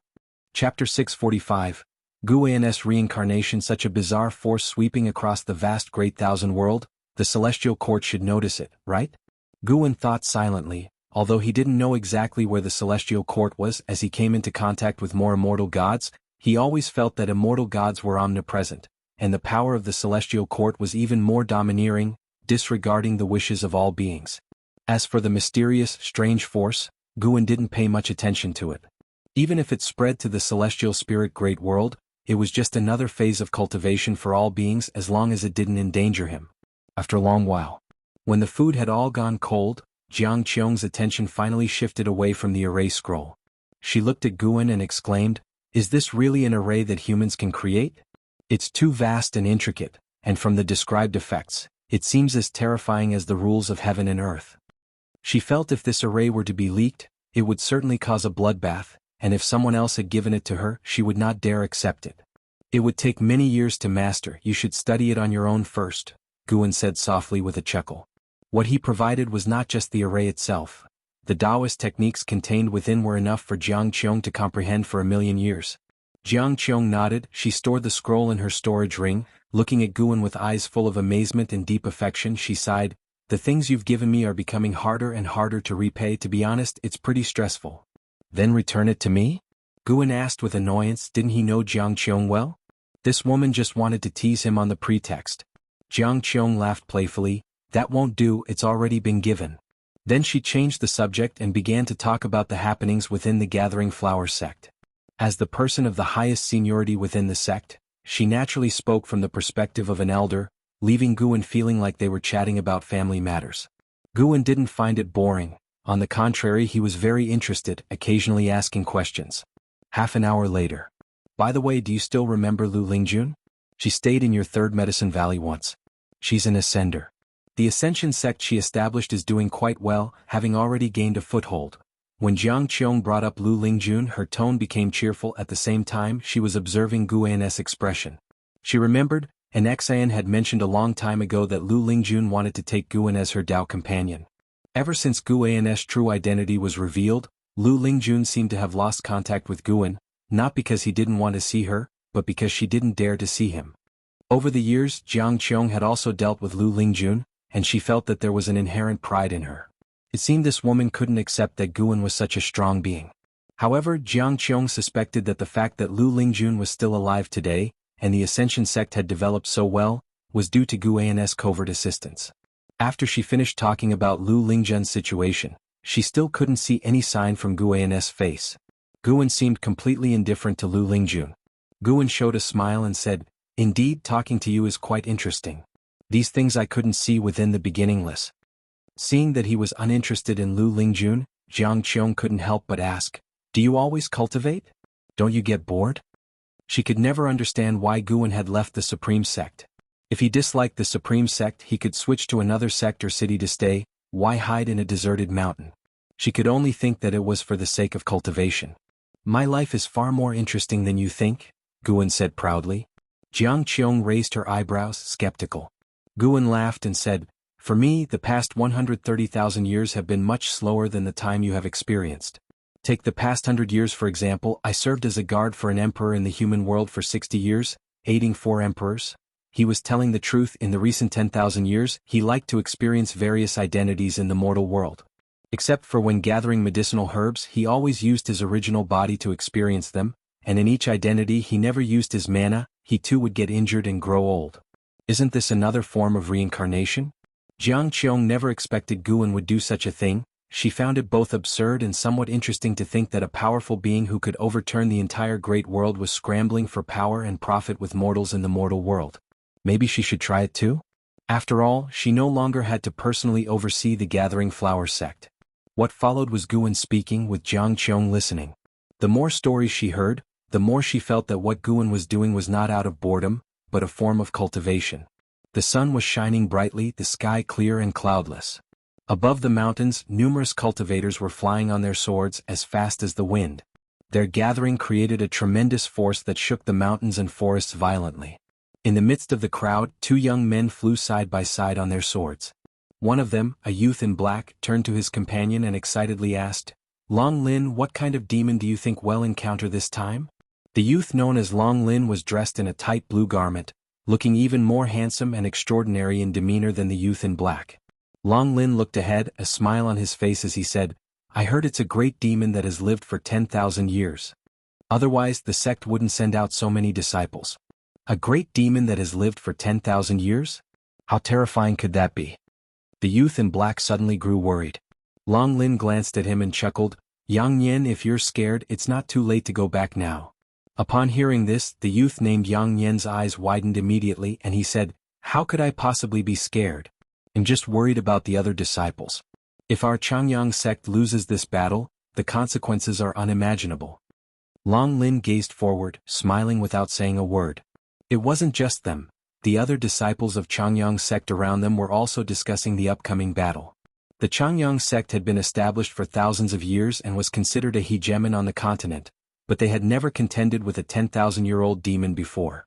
"By the way, Long Lin, I heard from an elder brother that your clan has found you? Is that true?" Yang Yan asked curiously. He and Long Lin had both been orphans since they were young, raised by an old man in the mountains.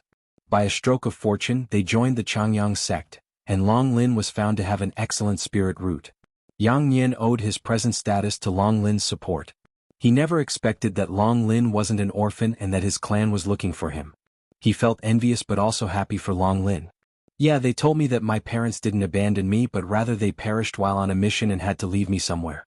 The jade pendant my parents left me is actually a high-tier spiritual artifact, and that's also how my clan found me.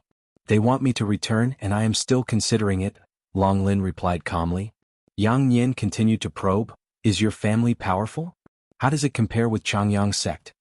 They should be powerful. They have already persuaded the higher-ups of the sect, and it seems the higher-ups have gained significant benefits and are strongly urging me to return, Long Lin said. Yang Yin felt even more envious at the response. Why didn't he have such a background? Before their cultivation it was he who protected Long Lin, but ever since they began to cultivate the roles reversed, and now it was Long Lin taking care of him.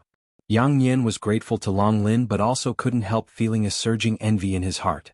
He felt that the heavens favored Long Lin, always letting him encounter good luck, whereas he was left without support. Even with Long Lin's help, trouble always seemed to find him. Sar the Oval Fire. Et website on Google to access chapters of novels early and in the highest quality. If that's the case, what's there to consider? Yang Yin tried to restrain his jealousy and forced a smile as he asked. Let's better think about how we're going to fight next, Long Lin said, dodging the question. He hesitated because the Long family does not accept outsiders. Over the years he could sense the changes in Yang Yin's attitude and didn't want to provoke him with this matter.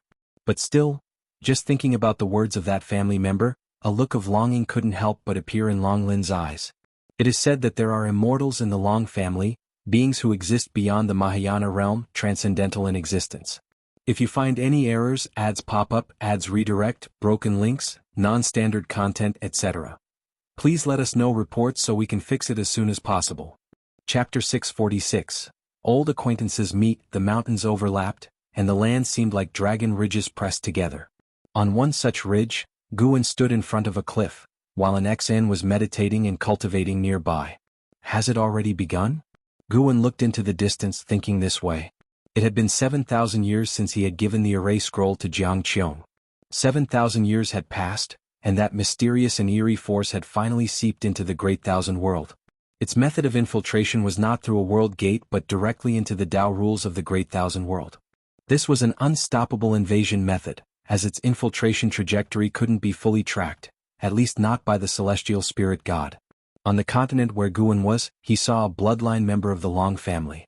This youth was named Long Lin, whose best friend was invaded by the eerie force, and he would become increasingly jealous and violent in the future, causing many troubles in Long Lin's life. Guan, however, had no intention of intervening. Long Lin was too distant in relation, equivalent to a stranger. If he were to protect every descendant of the Long family, it would be too exhausting, as the bloodline had already surpassed 1 billion in number, though most had changed names.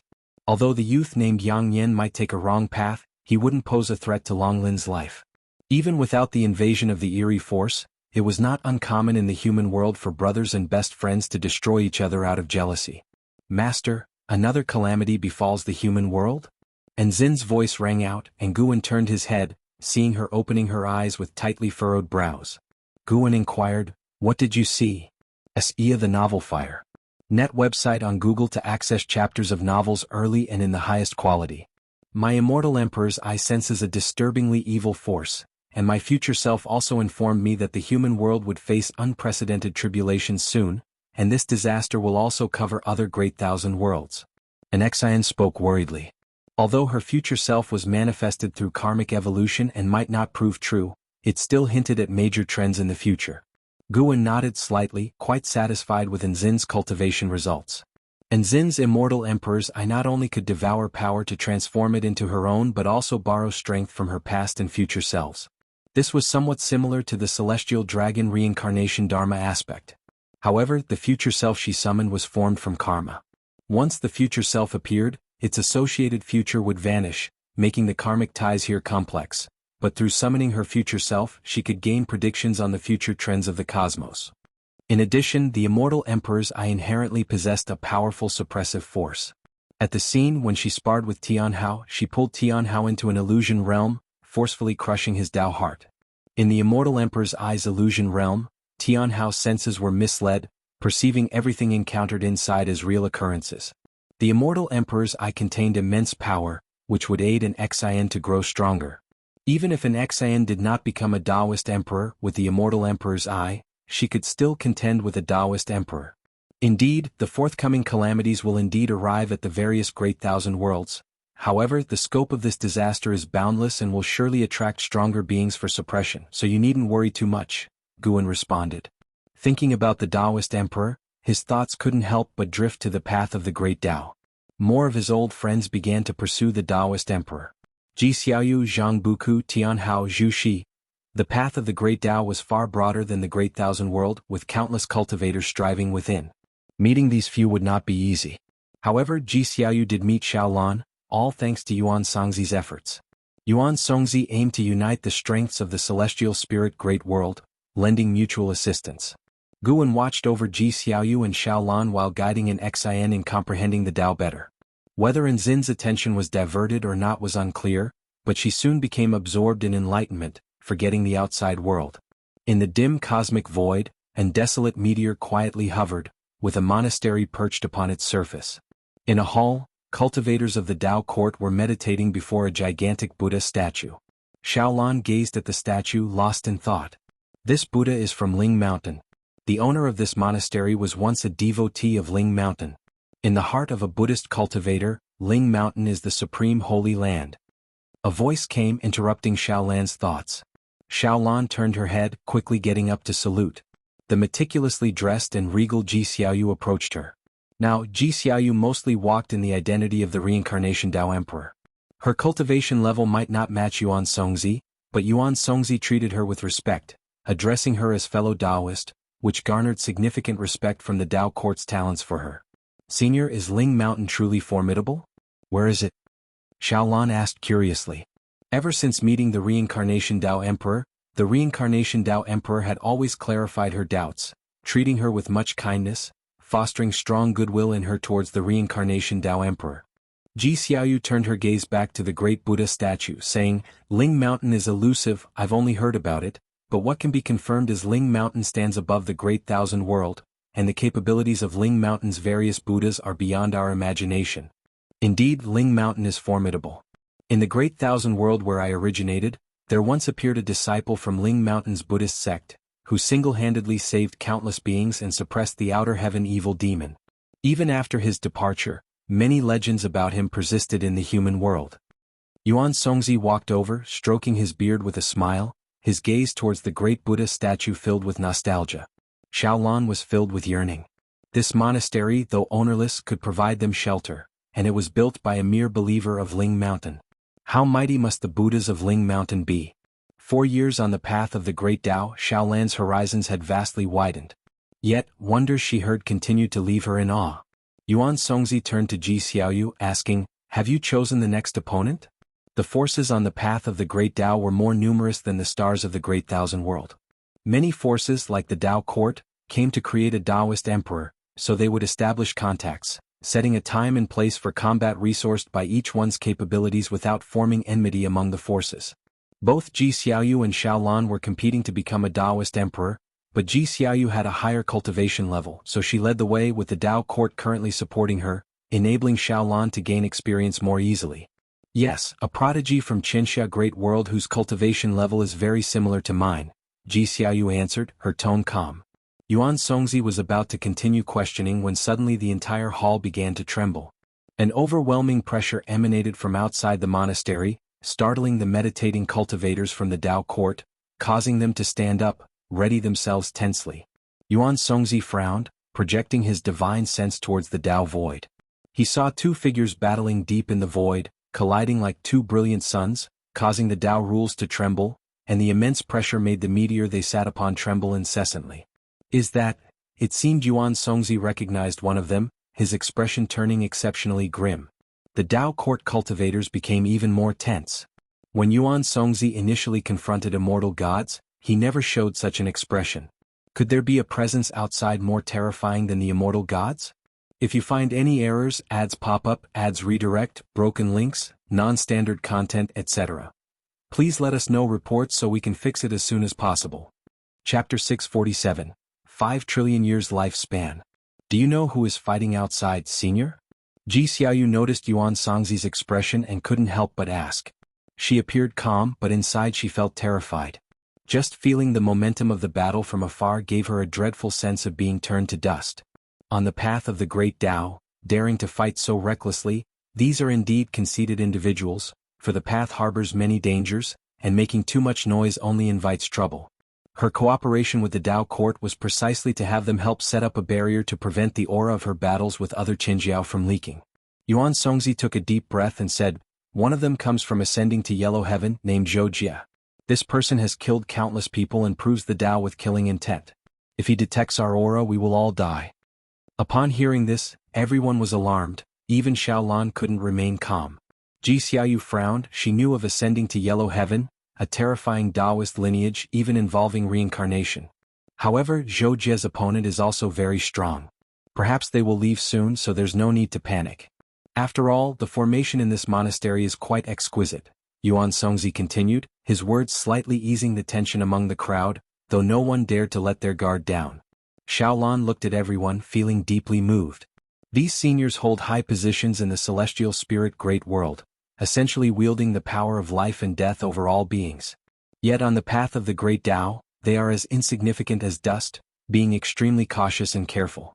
Everyone held their breath, not daring to speak, fearing even a sound might disturb the terrifying presence outside. However, the oppressive force of the battle drew closer, as if the fighting parties were approaching, and even Yuan Songzi began to sweat on his forehead. Suddenly, the oppressive force rushed into the distance and disappeared in an instant, making everyone even more tense. For a long time.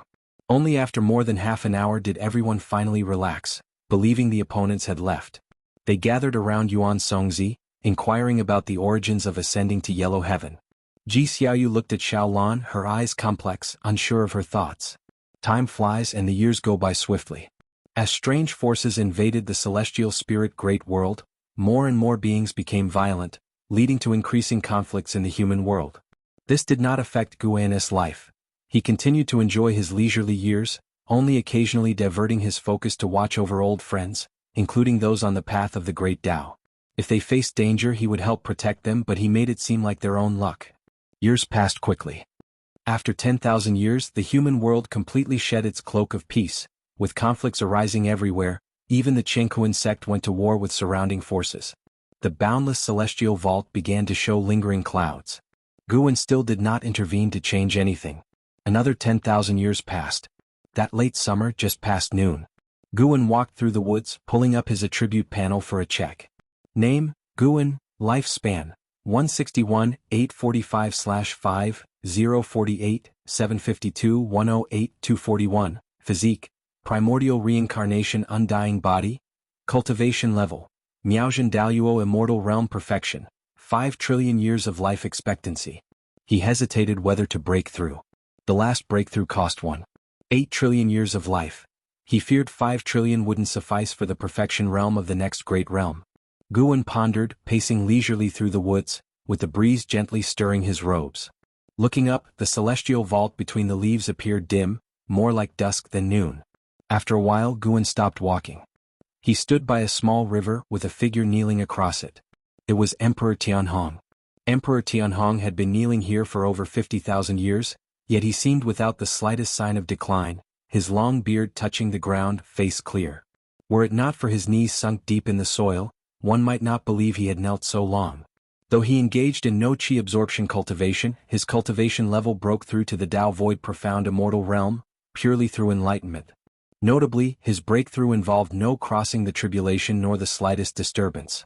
After all these years of kneeling, what is your greatest realization? Guan's voice reached Emperor Tianhong's ear, making him open his eyes suddenly. Upon seeing Guan, he was lost in a daze. Though he had never met Guan before, for some reason seeing Guan for the first time, he felt the other was the supporting Tao sword venerable. To him, Guan's appearance seemed perfect, and though Guan's aura was not overpowering, it gave a sense of all-embracing magnanimity. Emperor Tianhong once believed his Tao heart was tempered through countless trials, immune to strong emotions, yet he couldn't suppress the surge of excitement from his heart at this moment. Trembling all over, he couldn't articulate his complex emotions. Seeing Emperor Tianhong so overwhelmed, Guan smiled gently, his smile like a spring breeze blowing into Emperor Tianhong's heart, dissolving his tension and excitement. Emperor Tianhong took a deep breath, trying to calm himself, and cautiously said, "My greatest realization is that the strongest Taoist technique is not found in sects but pervades the world, everywhere in nature. Perhaps Wuxi's name is meant to guide all beings?" Upon finishing, Emperor Tianhong's heart was in his throat, a frayed head offended the supporting Tao sword venerable. The longer head knelt, the more he revered Guan, sensing it was Guan guiding him to enlightenment. Guan chuckled, "Perhaps so, everyone has their own understanding. Do you wish to take me as your master?" Emperor Tianhong's eyes widened with excitement. "Sword Venerable, I do. I very much want to. Will you accept me?" Guan raised his right hand and a sword flew from his palm, swiftly enlarging, its point facing upward, hovering before him. The sword was exquisite, radiating a faint silver glow, with what seemed like stars adorning it. "This is the Tao treasure of Wuxia, named the Longevity Sword. You may use it to save this human world. When you become a savior, return the sword, and then decide whether you wish to be my disciple." As Guan introduced the sword, the Longevity Sword flew to Emperor Tianhong. Emperor Tianhong could feel the vast Tao intent within the sword, yet he wasn't captivated, instead directing his attention to Guan, urgently saying, "I can decide now, willing to be your disciple." Guan replied meaningfully, "When you have the highest fame and power and discern your own destiny pattern, then make your decision. There's no rush. If you are willing by then, I will accept you." Hearing this, Emperor Tianhong calmed down. "Now go." Guan continued, upon which Emperor Tianhong stood up, clutching the Longevity Sword. In an instant, a vast memory surged into his mind, leaving him stunned. Sar the Novel Fire. Net ** website on Google to access chapters of novels early and in the highest quality. Seeing this, Guan crossed the small river, passing by him. Go for the breakthrough after all. With his back to Emperor Tianhong, Guan thought silently. He followed his thoughts with anticipation. What lies beyond the Miaozhen Daluo immortal realm? If you find any errors, ads pop up, ads redirect, broken links, non-standard content, etc., please let us know reports so we can fix it as soon as possible. Chapter 648. Endless Tao Mountain. After parting with Emperor Tianhong, Guan took a trip to the Tai Tsang continent, picking medicinal herbs at the mountain god temple, then went alone into the uninhabited mountains and forests, far away from the mundane world. He sat under a tree and activated the lifespan breakthrough. You have activated the lifespan breakthrough function. Based on your current realm, the following breakthrough locations have been selected for you. 1. Path of the Great Tao. War Spirit Holy Mansion. 3. Taiwei Earth Core. 4. Ling Mountain. 5. River of Destiny. 6. Endless Tao Mountain. Sarch * The Novel Fire. Net * website on Google to access chapters of novels early and in the highest quality. 7. Primordial Emperor Domain. 8. Profound Abyss Divine Pool. 9. Supreme Origin Forest. Looking at the options in front of him, Guan frowned slightly. He didn't see the desperate celestial tomb. He was still planning to find a way to rescue the sins within the desperate celestial tomb after breaking through. In his view, when he breaks through again, he should have the strength to see through the desperate celestial tomb. Don't mention Miaozhen Daluo Immortal, even ordinary heaven-opening Daluo Immortals are rarely seen. Breaking through to a higher realm, even if he's not the strongest, he should be among the stronger existences within the Great Tao. After saving the sins, he could further investigate Fairy Yao Xian's causality through them, thereby resolving the obsessions left by the Emperor of Eternal Life. These matters to Guan didn't feel troublesome, but rather filled him with anticipation. In becoming stronger through cultivation, one must have opportunities to demonstrate. Could it be because the desperate celestial tomb cannot withstand my breakthrough, and these places can, that the celestial tomb did not appear? Guan suddenly had a speculation. If so, could it be inferred that these 9 places possess power beyond the Miaozhen Daluo Immortal? Even if they don't, these places can still nurture stronger Daluo Immortals, something beyond the capability of the Celestial Spirit Great World. Don't mention Daluo Immortals. The Celestial Spirit Great World can't even nurture Golden Immortals. Guan silently pondered, and after some thought, he chose Endless Tao Mountain. The name alone sounded profound and elusive, and it provided better concealment. To be teleported to Endless Tao Mountain will consume 10 billion years of lifespan. Do you wish to continue? Continue? An unfamiliar sensation surged forth, causing him to instinctively close his eyes, and his senses followed suit, losing function. After a while, he felt his feet touch the ground and he immediately opened his eyes, almost instantly activating the lifespan barrier. After setting up the lifespan barrier, he had time to observe the environment. As far as the eye could see, the celestial vault was dim as the void of the universe, with towering mountains standing on the earth, rising and falling, their ends unseen, and the number of peaks uncountable. Even at his Miaozhen Daluo immortal realm perfection state, Guan could not see the boundaries of this world. Is this another place in an infinitely expanding universe and Earth? He observed that every mountain around him contained an immense Tao intent, as if nurturing a great Tao. The oppressive atmosphere of the world made the endless Tao mountain appear like majestic deities in the darkness, exuding a sense of vastness and magnitude. The mountain under Guan's feet was extraordinarily huge. Even standing on the summit felt like standing on a vast continent. Its height exceeded the distance from the 9 spirit continents' ground to outer heaven. The mountain he stood upon wasn't even the highest Tao mountain. In the distance stood towering mountains like heavenly barriers, imposing to the extreme.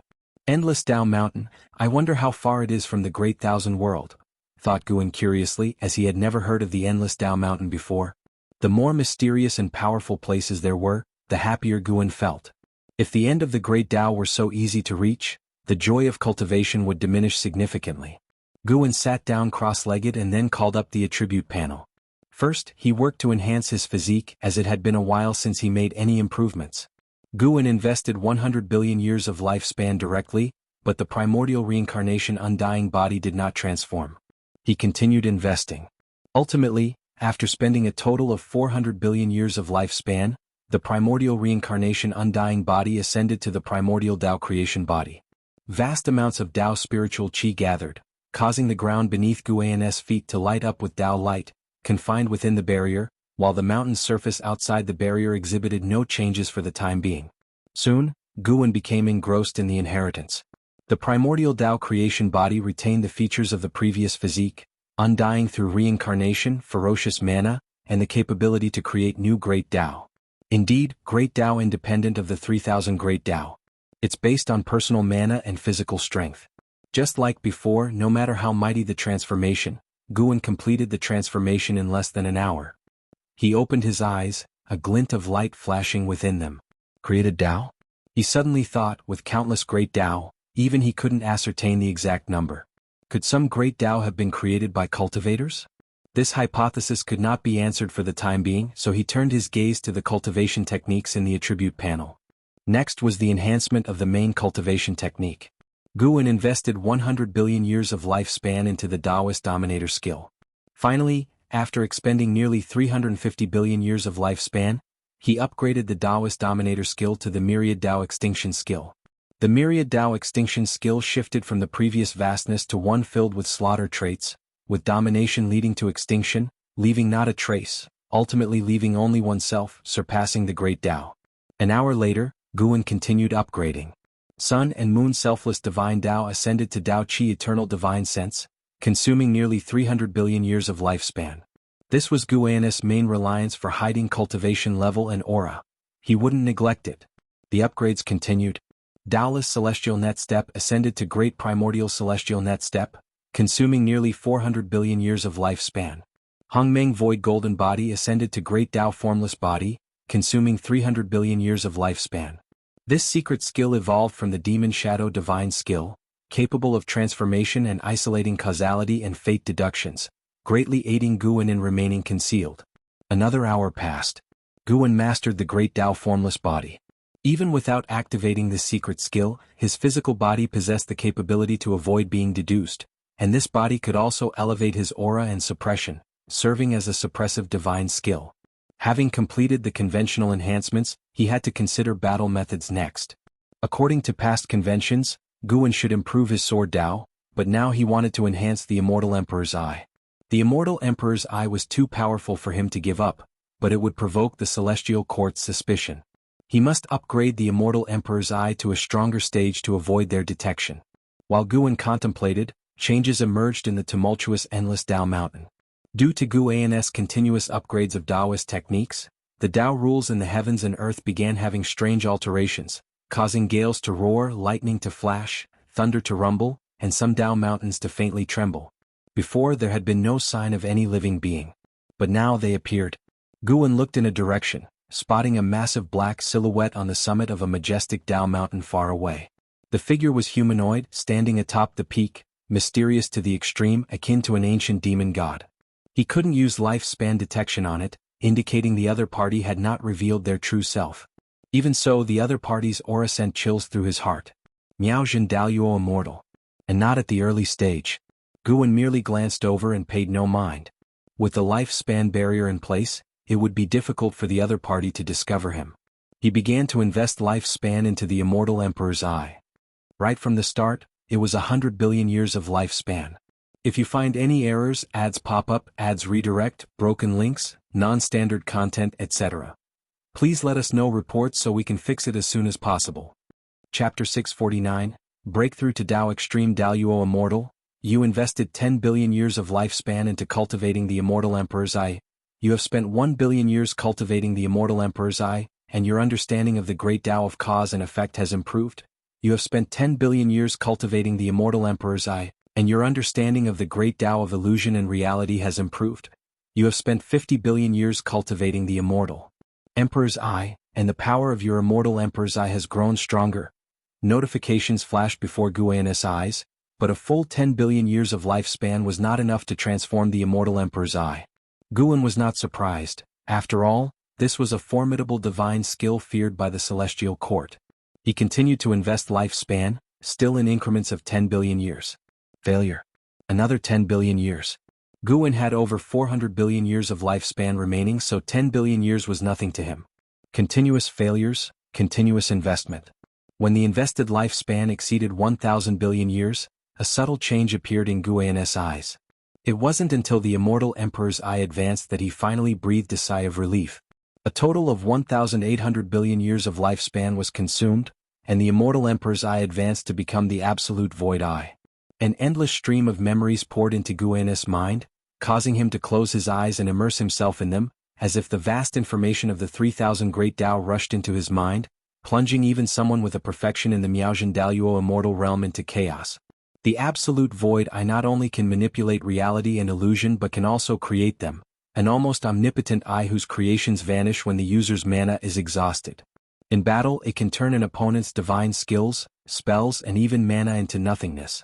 This is not only suppression against the weak, but even against those with higher cultivation levels, it exerts a certain degree of suppression. The great Tao phenomena caused by the absolute void eye far exceed those from before, with the endless Tao mountain still ravaged by fierce winds, and silhouettes appearing consecutively on the distant Tao mountain. Even a figure shrouded in gray mist appeared atop a nearby Tao mountain, not revealing their true form. This gray mist figure looked up at the dark celestial vault, seemingly searching for the source of the phenomenon, unaware that the source was right beside him on the neighboring Tao mountain. The two Tao mountains were connected, but the distance between their peaks spanned tens of millions of miles. A distance insurmountable in a lifetime for mortals, but merely a step away for the gray mist figure. Time passed quickly. An hour later.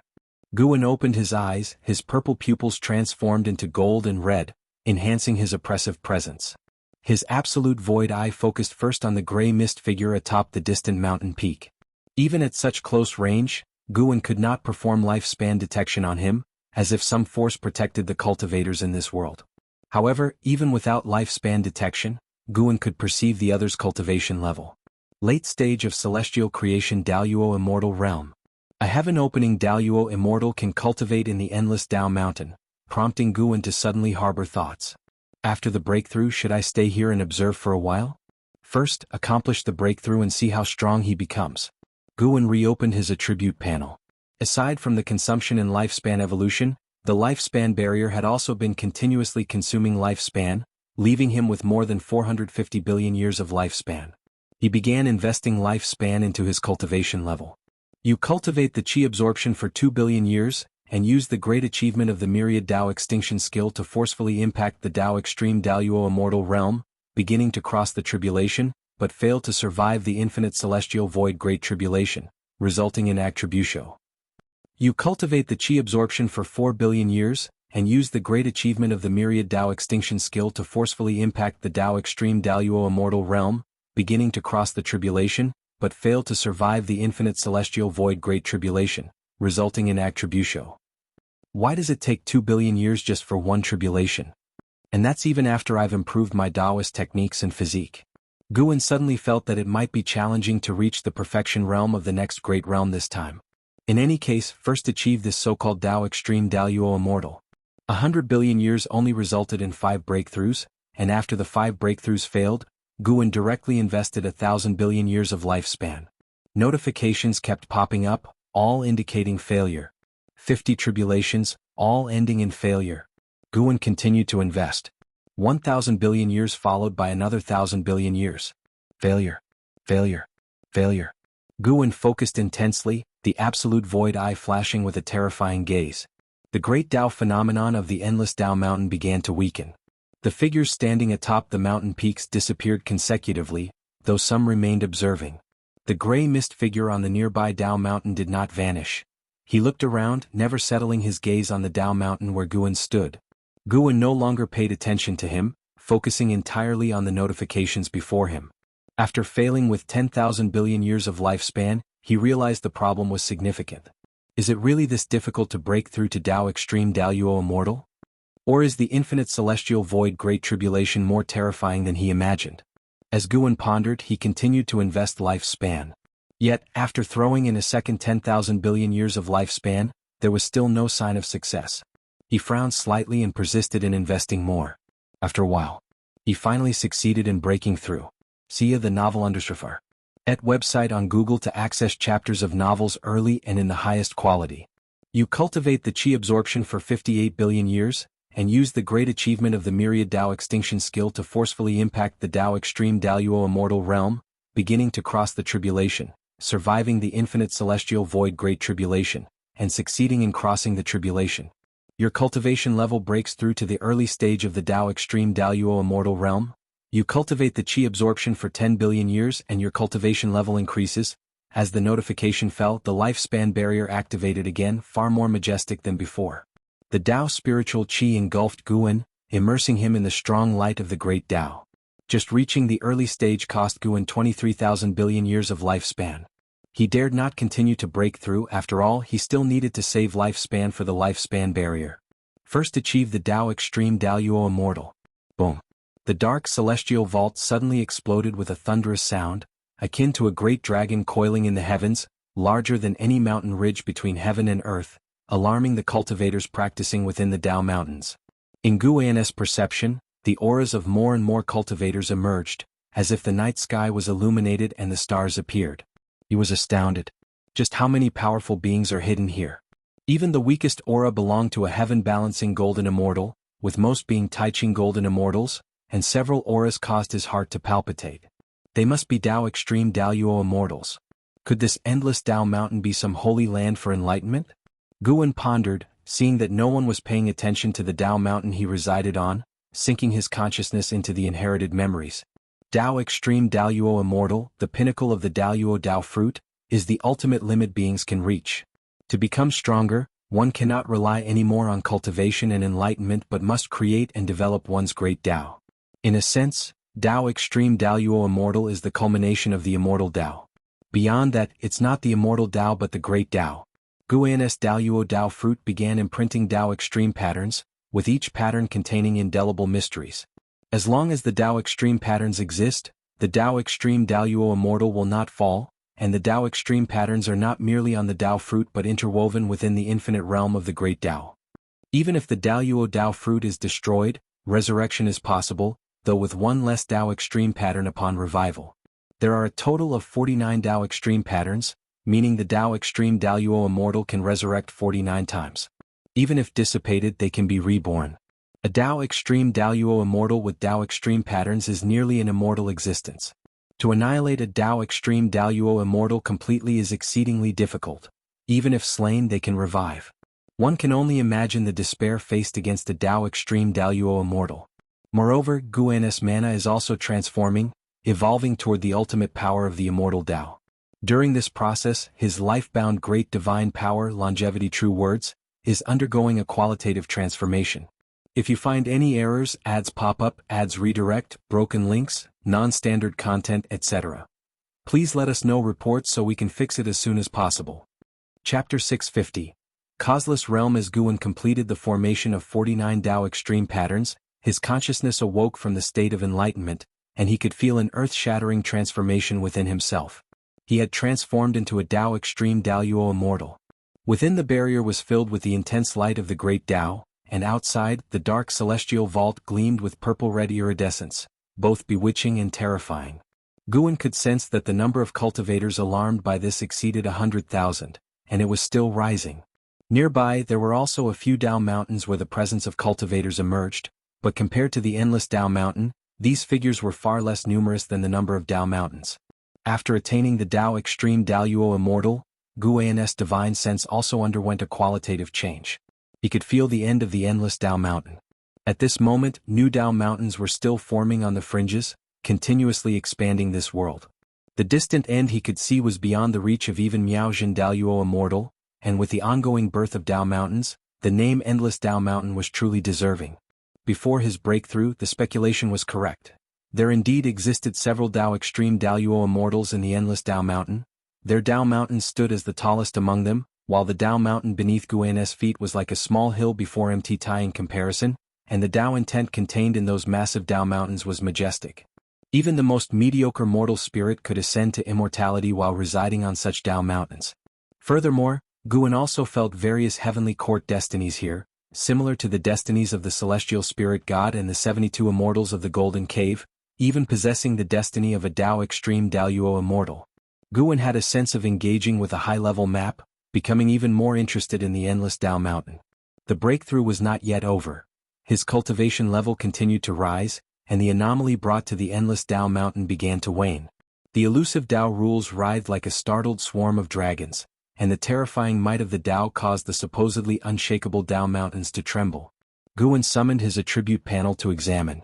During the breakthrough process, the lifespan barrier consumed 3 trillion years of lifespan, which was not a small number. Guan continued to invest his lifespan into his cultivation level. Any breakthrough was worth it. Soon he once again seized the opportunity for a breakthrough. Consuming 800 million years of lifespan, he advanced to the mid-stage of the Dao Extreme Daluo Immortal realm. The Dao rules in the world once again raged violently, intertwining heavenly thunders that could destroy the great thousand world, shifting colors, magnificent and mysterious. This beauty cannot mask their dangerous aura. From the early to mid-stage of a Dao Extreme Daluo Immortal, Guan didn't need to immerse himself in inheritance. He began to observe the Endless Dao Mountain. Attaining Dao Extreme Daluo Immortal, his ability of deduction also rapidly strengthened. He no longer needed to cast spells or use divine skills or the power of the great Dao. He only needed to think to reach the answer. His gaze swept across, and answers continuously emerged in his mind. The Endless Dao Mountain, a holy land of cultivation above all heavens, almost every cultivator who comes here has a significant background.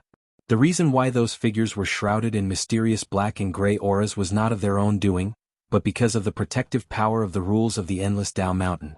As long as they stepped into this place, they would be enveloped by the power of the rules, preventing deduction. The Endless Dao Mountain is unowned, and immortal gods, human demons and demon evils may all come to seek enlightenment. Combat is not allowed here, even immortal gods must abide by the rules.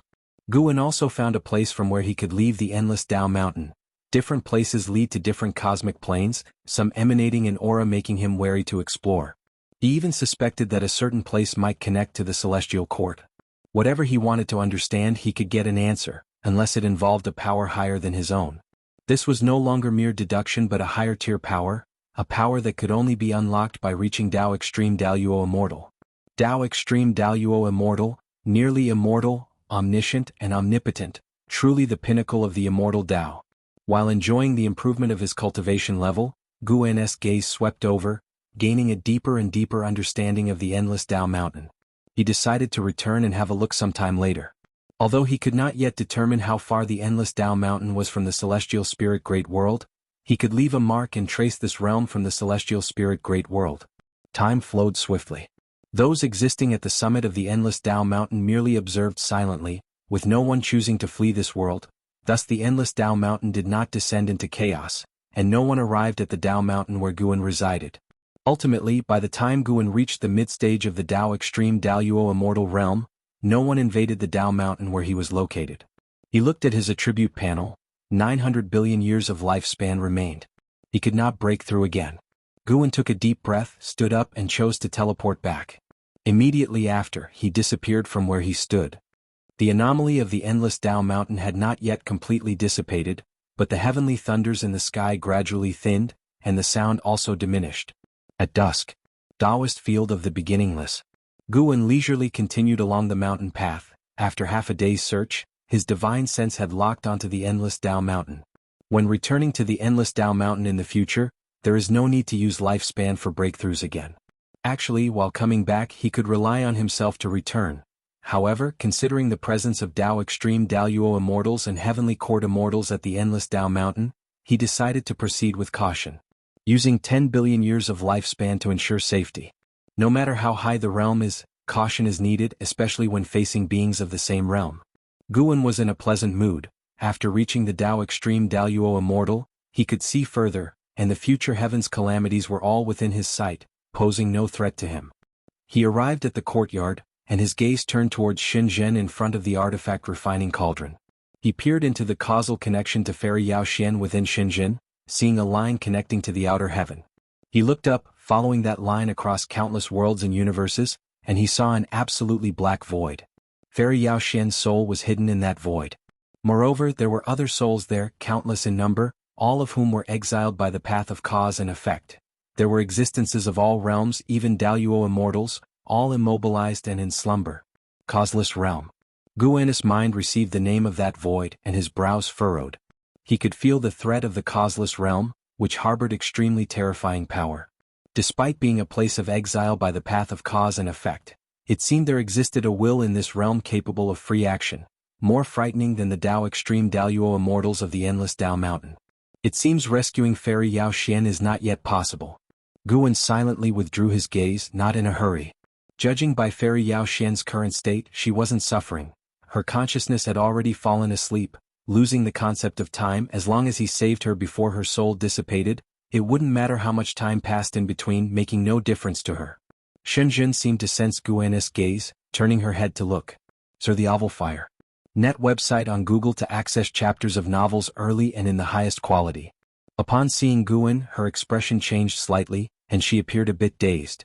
Although Guan's appearance, temperament and aura hadn't changed in the slightest, her intuition told her he had grown stronger again. If you find any errors, ads pop up, ads redirect, broken links, non-standard content, etc., please let us know reports so we can fix it as soon as possible. Chapter 651 White-Haired Ancestor. What are you looking at? Guan asked Shenzhen with a smile. He could hear the speculations in Shenzhen's heart, but he didn't reveal them. Even in front of Shenzhen, Guan wouldn't disclose his true strength. Shenzhen snapped back to reality and asked, "The Tianhong Emperor has left. Do you really think relying on him can save the world?" These years, the human world has become increasingly chaotic, and she can also sense a mysterious force manipulating the lives of all beings in the shadows. Such a power must involve outer heaven. This is not the cause and effect that the Tianhong Emperor of Tao Void Profound Immortal Realm can conclude, even if he holds a Tao treasure. Guan moved a chair nearby closer to him with a wave, sat down and said, "Don't underestimate his potential. He has the talent comparable to Tian Hao. Do you think he seems like an ordinary person? Does he also have an immortal god's background? Perhaps." Hearing this from Guan, Shenzhen could conclude that the Tianhong Emperor had an inseparable connection with the immortal gods. Click click. The immortal gods are elusive and never to be seen, yet near Guan they seem not so extraordinary.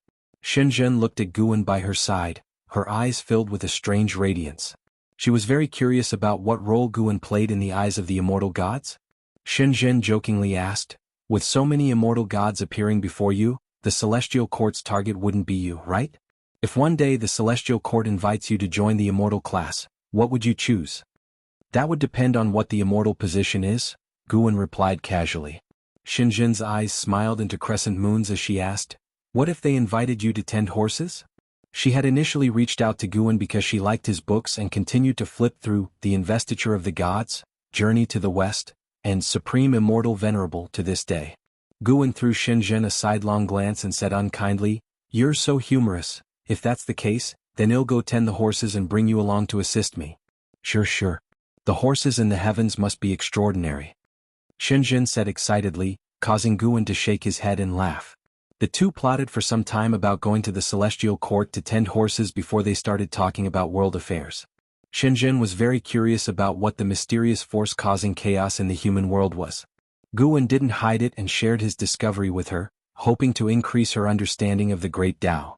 Speaking of it, apart from an Xin, Guan also put great effort into nurturing Shenzhen. It wasn't because he was biased, but because others hadn't reached the stage of enlightenment and were still in the low-level stage of practicing in retreat. Shenzhen was able to achieve her current accomplishments because she received the cause and effect of the Emperor of Eternal Life. Of course, this doesn't mean she was just lucky. After all, she regarded Guwen as her only reliance. Unlike the celestial demon child, who has a life-and-death relationship with Guwen, she abandoned other connections to choose Guwen, which is also the reason why the Emperor of Eternal Life chose her. Everything has cause and effect. Behind every coincidence is inevitability. That year, the human world faced a change because a once peerless prodigy from ages past was reborn. The Tianhong Emperor did not return to the Dao court but traveled the lands, suppressing evil forces everywhere. As the world's ruler, the Dao court also exerted efforts to quell chaos.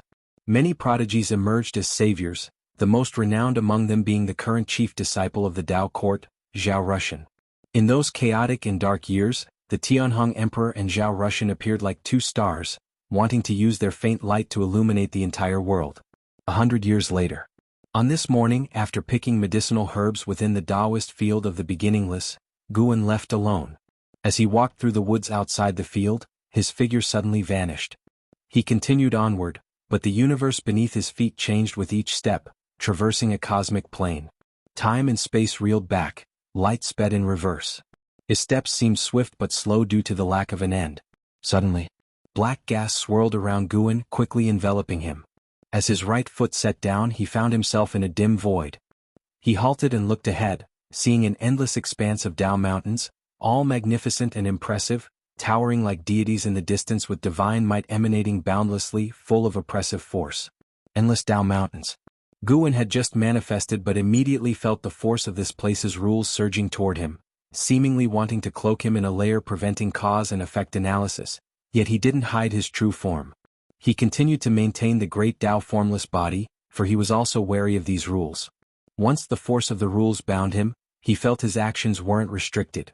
It was a very intriguing rule. He stepped forward, admiring the towering Dao mountains along the way. Sar the novel F.I.R. NT website on Google to access chapters of novels early and in the highest quality. Before coming, he had suppressed his cultivation level to heaven opening Daluo Immortal, and not only that, he had also reduced his presence to appear as a mysterious, cautious cultivator inadvertently exuding a slight heaven opening Daluo Immortal aura. Coming to the endless Dao mountains, he wasn't seeking cultivation but information, wanting to forge connections with the cultivators here and gain more insights into the great Dao. If he could learn more about the celestial court here, that would be even better. He wandered aimlessly, noticing most cultivators occupied a Dao mountain alone, as there were indeed too many. The cultivators seemed wary of each other too. This could be troublesome. Guwen began to miss Baizia of Human World Peak. When he first ventured to outer heaven, he met the enthusiastic Baizia, who even introduced him to Human World Peak. Although Human World Peak hadn't greatly aided his cultivation, it did help him better understand the heavens and earth, which is why he had never severed ties with Human World Peak, cherishing these bonds. He continued roaming, waiting for an opportunity. During this time he also saw other figures entering endless Dao mountains, most having clear objectives, flying swiftly. Guwen spotted a figure that seemed as confused as him, moving slowly and constantly looking around. He hesitated for a moment, then cautiously flew over as if he was being careful. The other was also a heaven-opening Daluo Immortal. Perhaps having some degree of confidence, they dared to wander like this. Guwen previously saw a Taiching Golden Immortal enter and immediately hide within a Dao mountain. This heaven-opening Daluo Immortal had a slightly slender figure, resembling a Taoist, holding a horsetail whisk resembling a sword. Seeing Guwen approaching, he stopped and turned to look at him. "Fellow Taoist, may I ask if this is the Endless Dao Mountains?" Guwen asked, changing his voice. This is indeed the Endless Dao Mountains. Is it your first time here?" The other replied, their tone slightly cold. "Yes, I've heard the Endless Dao Mountains contain endless true meanings of the Great Dao. My Dao practice has reached a bottleneck, so I wanted to give it a try. The Great Dao aura here is indeed dense, even beyond my imagination, but it's different from what I expected." At the end of his sentence, Guwen pretended to hesitate. "Didn't expect there to be so many people here, right?" the other chimed in. "Exactly." Guwen's tone contained a hint of amazement. The other remarked, "Those who come here to cultivate are truly great powers from various realms. It only goes to show how vast the Great Dao is, far beyond our imagination. I had some understanding of the Endless Dao Mountains before coming, but upon arrival, like you, I was astonished. My name is Hongya Zi from the Misty Immortal Court. What's your name, and which sect do you hail from? Misty Immortal Court? Guan didn't expect the first Daluo Immortal he would meet to be from the Misty Immortal Court. He followed with, "My name is Meng Lang. When I attained Golden Immortal, my sect was destroyed, so I've been wandering without a sect for now." Upon hearing, Hongyazi said, "With your Dao practice, founding a sect wouldn't be difficult." Guan shook his head. "Forget it. Having a sect means having burdens. I prefer pursuing the great Dao freely and unfettered." "That's certainly reasonable," Hongyazi agreed, seemingly deep in thought before falling silent. Guan pondered on how to further the relationship. "Fellow Taoist Meng, since you're also new here, I assume you don't know where to head next. Why not join me to listen to a true immortal's lecture?" Hongyazi invited. Guan was flattered and hesitantly asked, "I follow you? Is that suitable?" Hongyazi reassured, "Don't worry, I don't have any connection with that true immortal. Their lectures aren't private. Anyone can attend and listen." "May I ask the name of the true immortal?" "He is revered as the white-haired ancestor, a highly respected immortal god of the celestial court. If you find any errors, ads pop up, ads redirect, broken links, non-standard content, etc., please let us know reports so we can fix it as soon as possible." Chapter 652. Preaching the incomparable Liya of today and the past. The dojo of the white-haired ancestor is situated on the endless Dao Mountain. Led by Hongyazi, the two soon reached the Dao Mountain where teachings were held.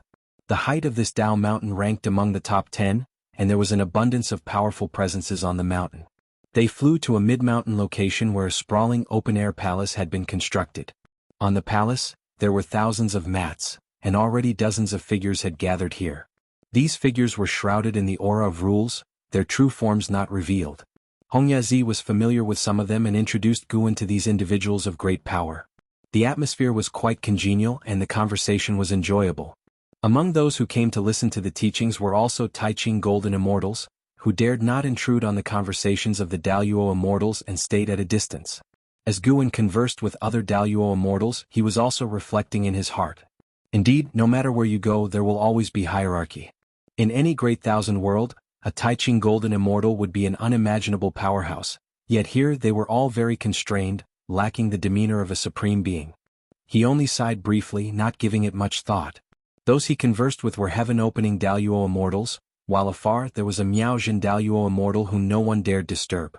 Through other heaven-opening Daluo Immortals, Guan gained a deeper understanding of the white-haired ancestor, who held a status in the celestial court far above that of an immortal monarch. He also learned that this lecture might last several hundred or even thousands of years, with still several months before it began. Guan was not inclined to listen to the teachings here for thousands of years, as he also needed to gather medicinal herbs. So, before the arrival of the white-haired ancestor, he switched to a clone, and his true self secretly exited the endless Dao Mountain, returning to the celestial spirit great world unnoticed by the great cultivators present. Even when in the celestial spirit great world, he could connect his mind with the clone, equivalent to listening in person. Such a method probably didn't count as disrespect, and he thought that other listeners might not all be their true selves either. In the following times, more listeners continued to arrive. With the help of Hongyazi, Guan met numerous powerful figures from different factions. Hongyazi even introduced him to a star monarch of the celestial palace. Although this star monarch had only the cultivation level of a Taiching Golden Immortal, relying on the celestial palace meant no others dared disrespect him. Even in the endless Dao Mountain, the celestial palace held absolute authority, and no one dared to offend it. Through Hongyazi, Guan also understood that the celestial palace had little renown across the 3,000 great thousand worlds because the rulers of various places did not wish their subjects to know there was an even mightier existence overseeing them, and the celestial gods guarding the great thousand worlds also gave face by not appearing rashly. This broadened Guan's horizons. Apparently, there were relationships of interest between the celestial gods of other great thousand worlds and their rulers. No wonder people from other great thousand worlds frequently took the celestial order through the world gate. Months quickly passed by. By the day of the lecture, the number of listeners at this dojo had exceeded 800, with most discussing the phenomenon before the endless Dao Mountain. Guan was already seated, patiently waiting for the arrival of the white-haired ancestor. He sensed the aura of a Dao Extreme Daluo Immortal at the top of Dao Mountain. Surely that must be the white-haired ancestor. Guan silently compared and felt that the opponent's cultivation might be in the late or perfection realm of the Dao Extreme Daluo Immortal stage. Although he was already a Dao Extreme Daluo Immortal, his life had been so short, like a child compared to a true Daluo Immortal, so he was full of anticipation for this lecture. He wanted to see how vast the Dao intent of other Dao Extreme Daluo Immortals was, and how teachings from beyond heaven differed from his own. Dong, a bell sound reverberated through the entire Dao mountain, bringing quiet to the dojo as a white light fell from the sky onto the steps in front of the palace, mighty immortal energy dispersing, forming a strong wind over every listener. Guan squinted and saw a figure descending from the white light. The white-haired ancestor. Dao Extreme Daluo Immortal. Within the dojo there were only 2 Miaojin Daluo Immortals, and even if the aura of all the listeners combined, it couldn't match the white-haired ancestor. This made most listeners sit up straight involuntarily. As the white light faded, the figure of the white-haired ancestor was revealed. Though her entire form was surrounded by the gray aura of rules, from her silhouette, she was clearly a female immortal, holding a horsetail whisk in her hand, her robes wrapped tightly around her. This time I will be discussing the path of power for you all. The voice of the white-haired ancestor sounded, melodious indeed, a female voice infused with immense Dao intent, causing the Dao rules on the Dao mountain to pause. Thank you, ancestor. The listeners all bowed and said, and Guan followed suit in salutation. The path of power? He indeed wished to see what distinctive insights this white-haired ancestor had on the path of power, given that he had also mastered it and held great interest in it.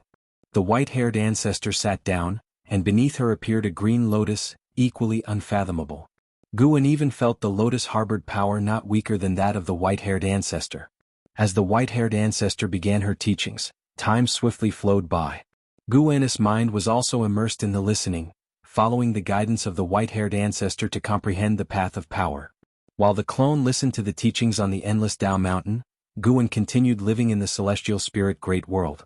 Harvesting medicinal herbs had become a regular task for him, one that he wouldn't interrupt. The conflicts in the human world grew more intense, with volatile rulers emerging within various sects and imperial dynasties, inciting more fierce power struggles internally, including within the Dao court. When internal strife engulfed the Dao court, unable to fully salvage the worldly chaos, disorder across the universe intensified. Emperor Tianhong had fully harnessed the power of the longevity sword, capable of contending against the free immortal of Daoist Zhang, yet his pressure continued to grow. He underestimated the difficulty of the salvation task arranged by the supporting Dao sword venerable. Sir, the novel, Ire. Net website on Google to access chapters of novels early and in the highest quality. In attempting to align with the Dao court, the result was that the Dao court soon erupted into chaos. Some even coveted his physical body, attempting to possess him. After much fighting, he completely severed ties with the Dao court, and under Zhao Rushan's scheming, became a most wanted criminal of the Dao court. He had no choice but to use Dao treasures to seek out other Wuxia disciples still making their way in the world. Guan observed all these scenes without issuing more directives. Until one day, someone appeared in front of the mountain gate of the Chengkuan sect, wearing black clothes, a bamboo hat, and carrying a sword, appearing travel-worn. He looked up at the plaque above the mountain gate, revealing a cold face. It was Li Ya. A divine exotic immortal spirit jumped out of his body, landing on his shoulder. Looking at the Chengkuan sect, it sighed, such abundant destiny far beyond what the supreme sect can compare to, no wonder it's a force nurtured by the master. Li Ya's gaze was complicated. He took a deep breath and stepped forward. May I ask your origins, sir, and if you have an invitation to join the sect? A Chengkuan sect disciple raised a sword scabbard, blocking Li Ya, his gaze calm as he scrutinized him. Li Ya took out a token from his sleeve saying, I have the token of Elder Li Xuanyu, I am her clansman. The Chengkuan sect disciple took the token, examined it carefully, then allowed Li Ya to enter the sect upon confirming it was genuine. The divine exotic immortal spirit stood on Li Ya's shoulder, jesting, even though you're already a divine immortal of wondrous dharma, these disciples still don't take you seriously. It seems your cultivation isn't enough yet. Li Ya snorted, nowadays geniuses keep emerging, what's my talent worth? Don't provoke me, I am no longer the hot-blooded Li Ya of old. The divine exotic immortal spirit covered its mouth and laughed, but didn't tease him further. If you find any errors, ads pop up, ads redirect, broken links, non-standard content, etc. Please let us know reports so we can fix it as soon as possible.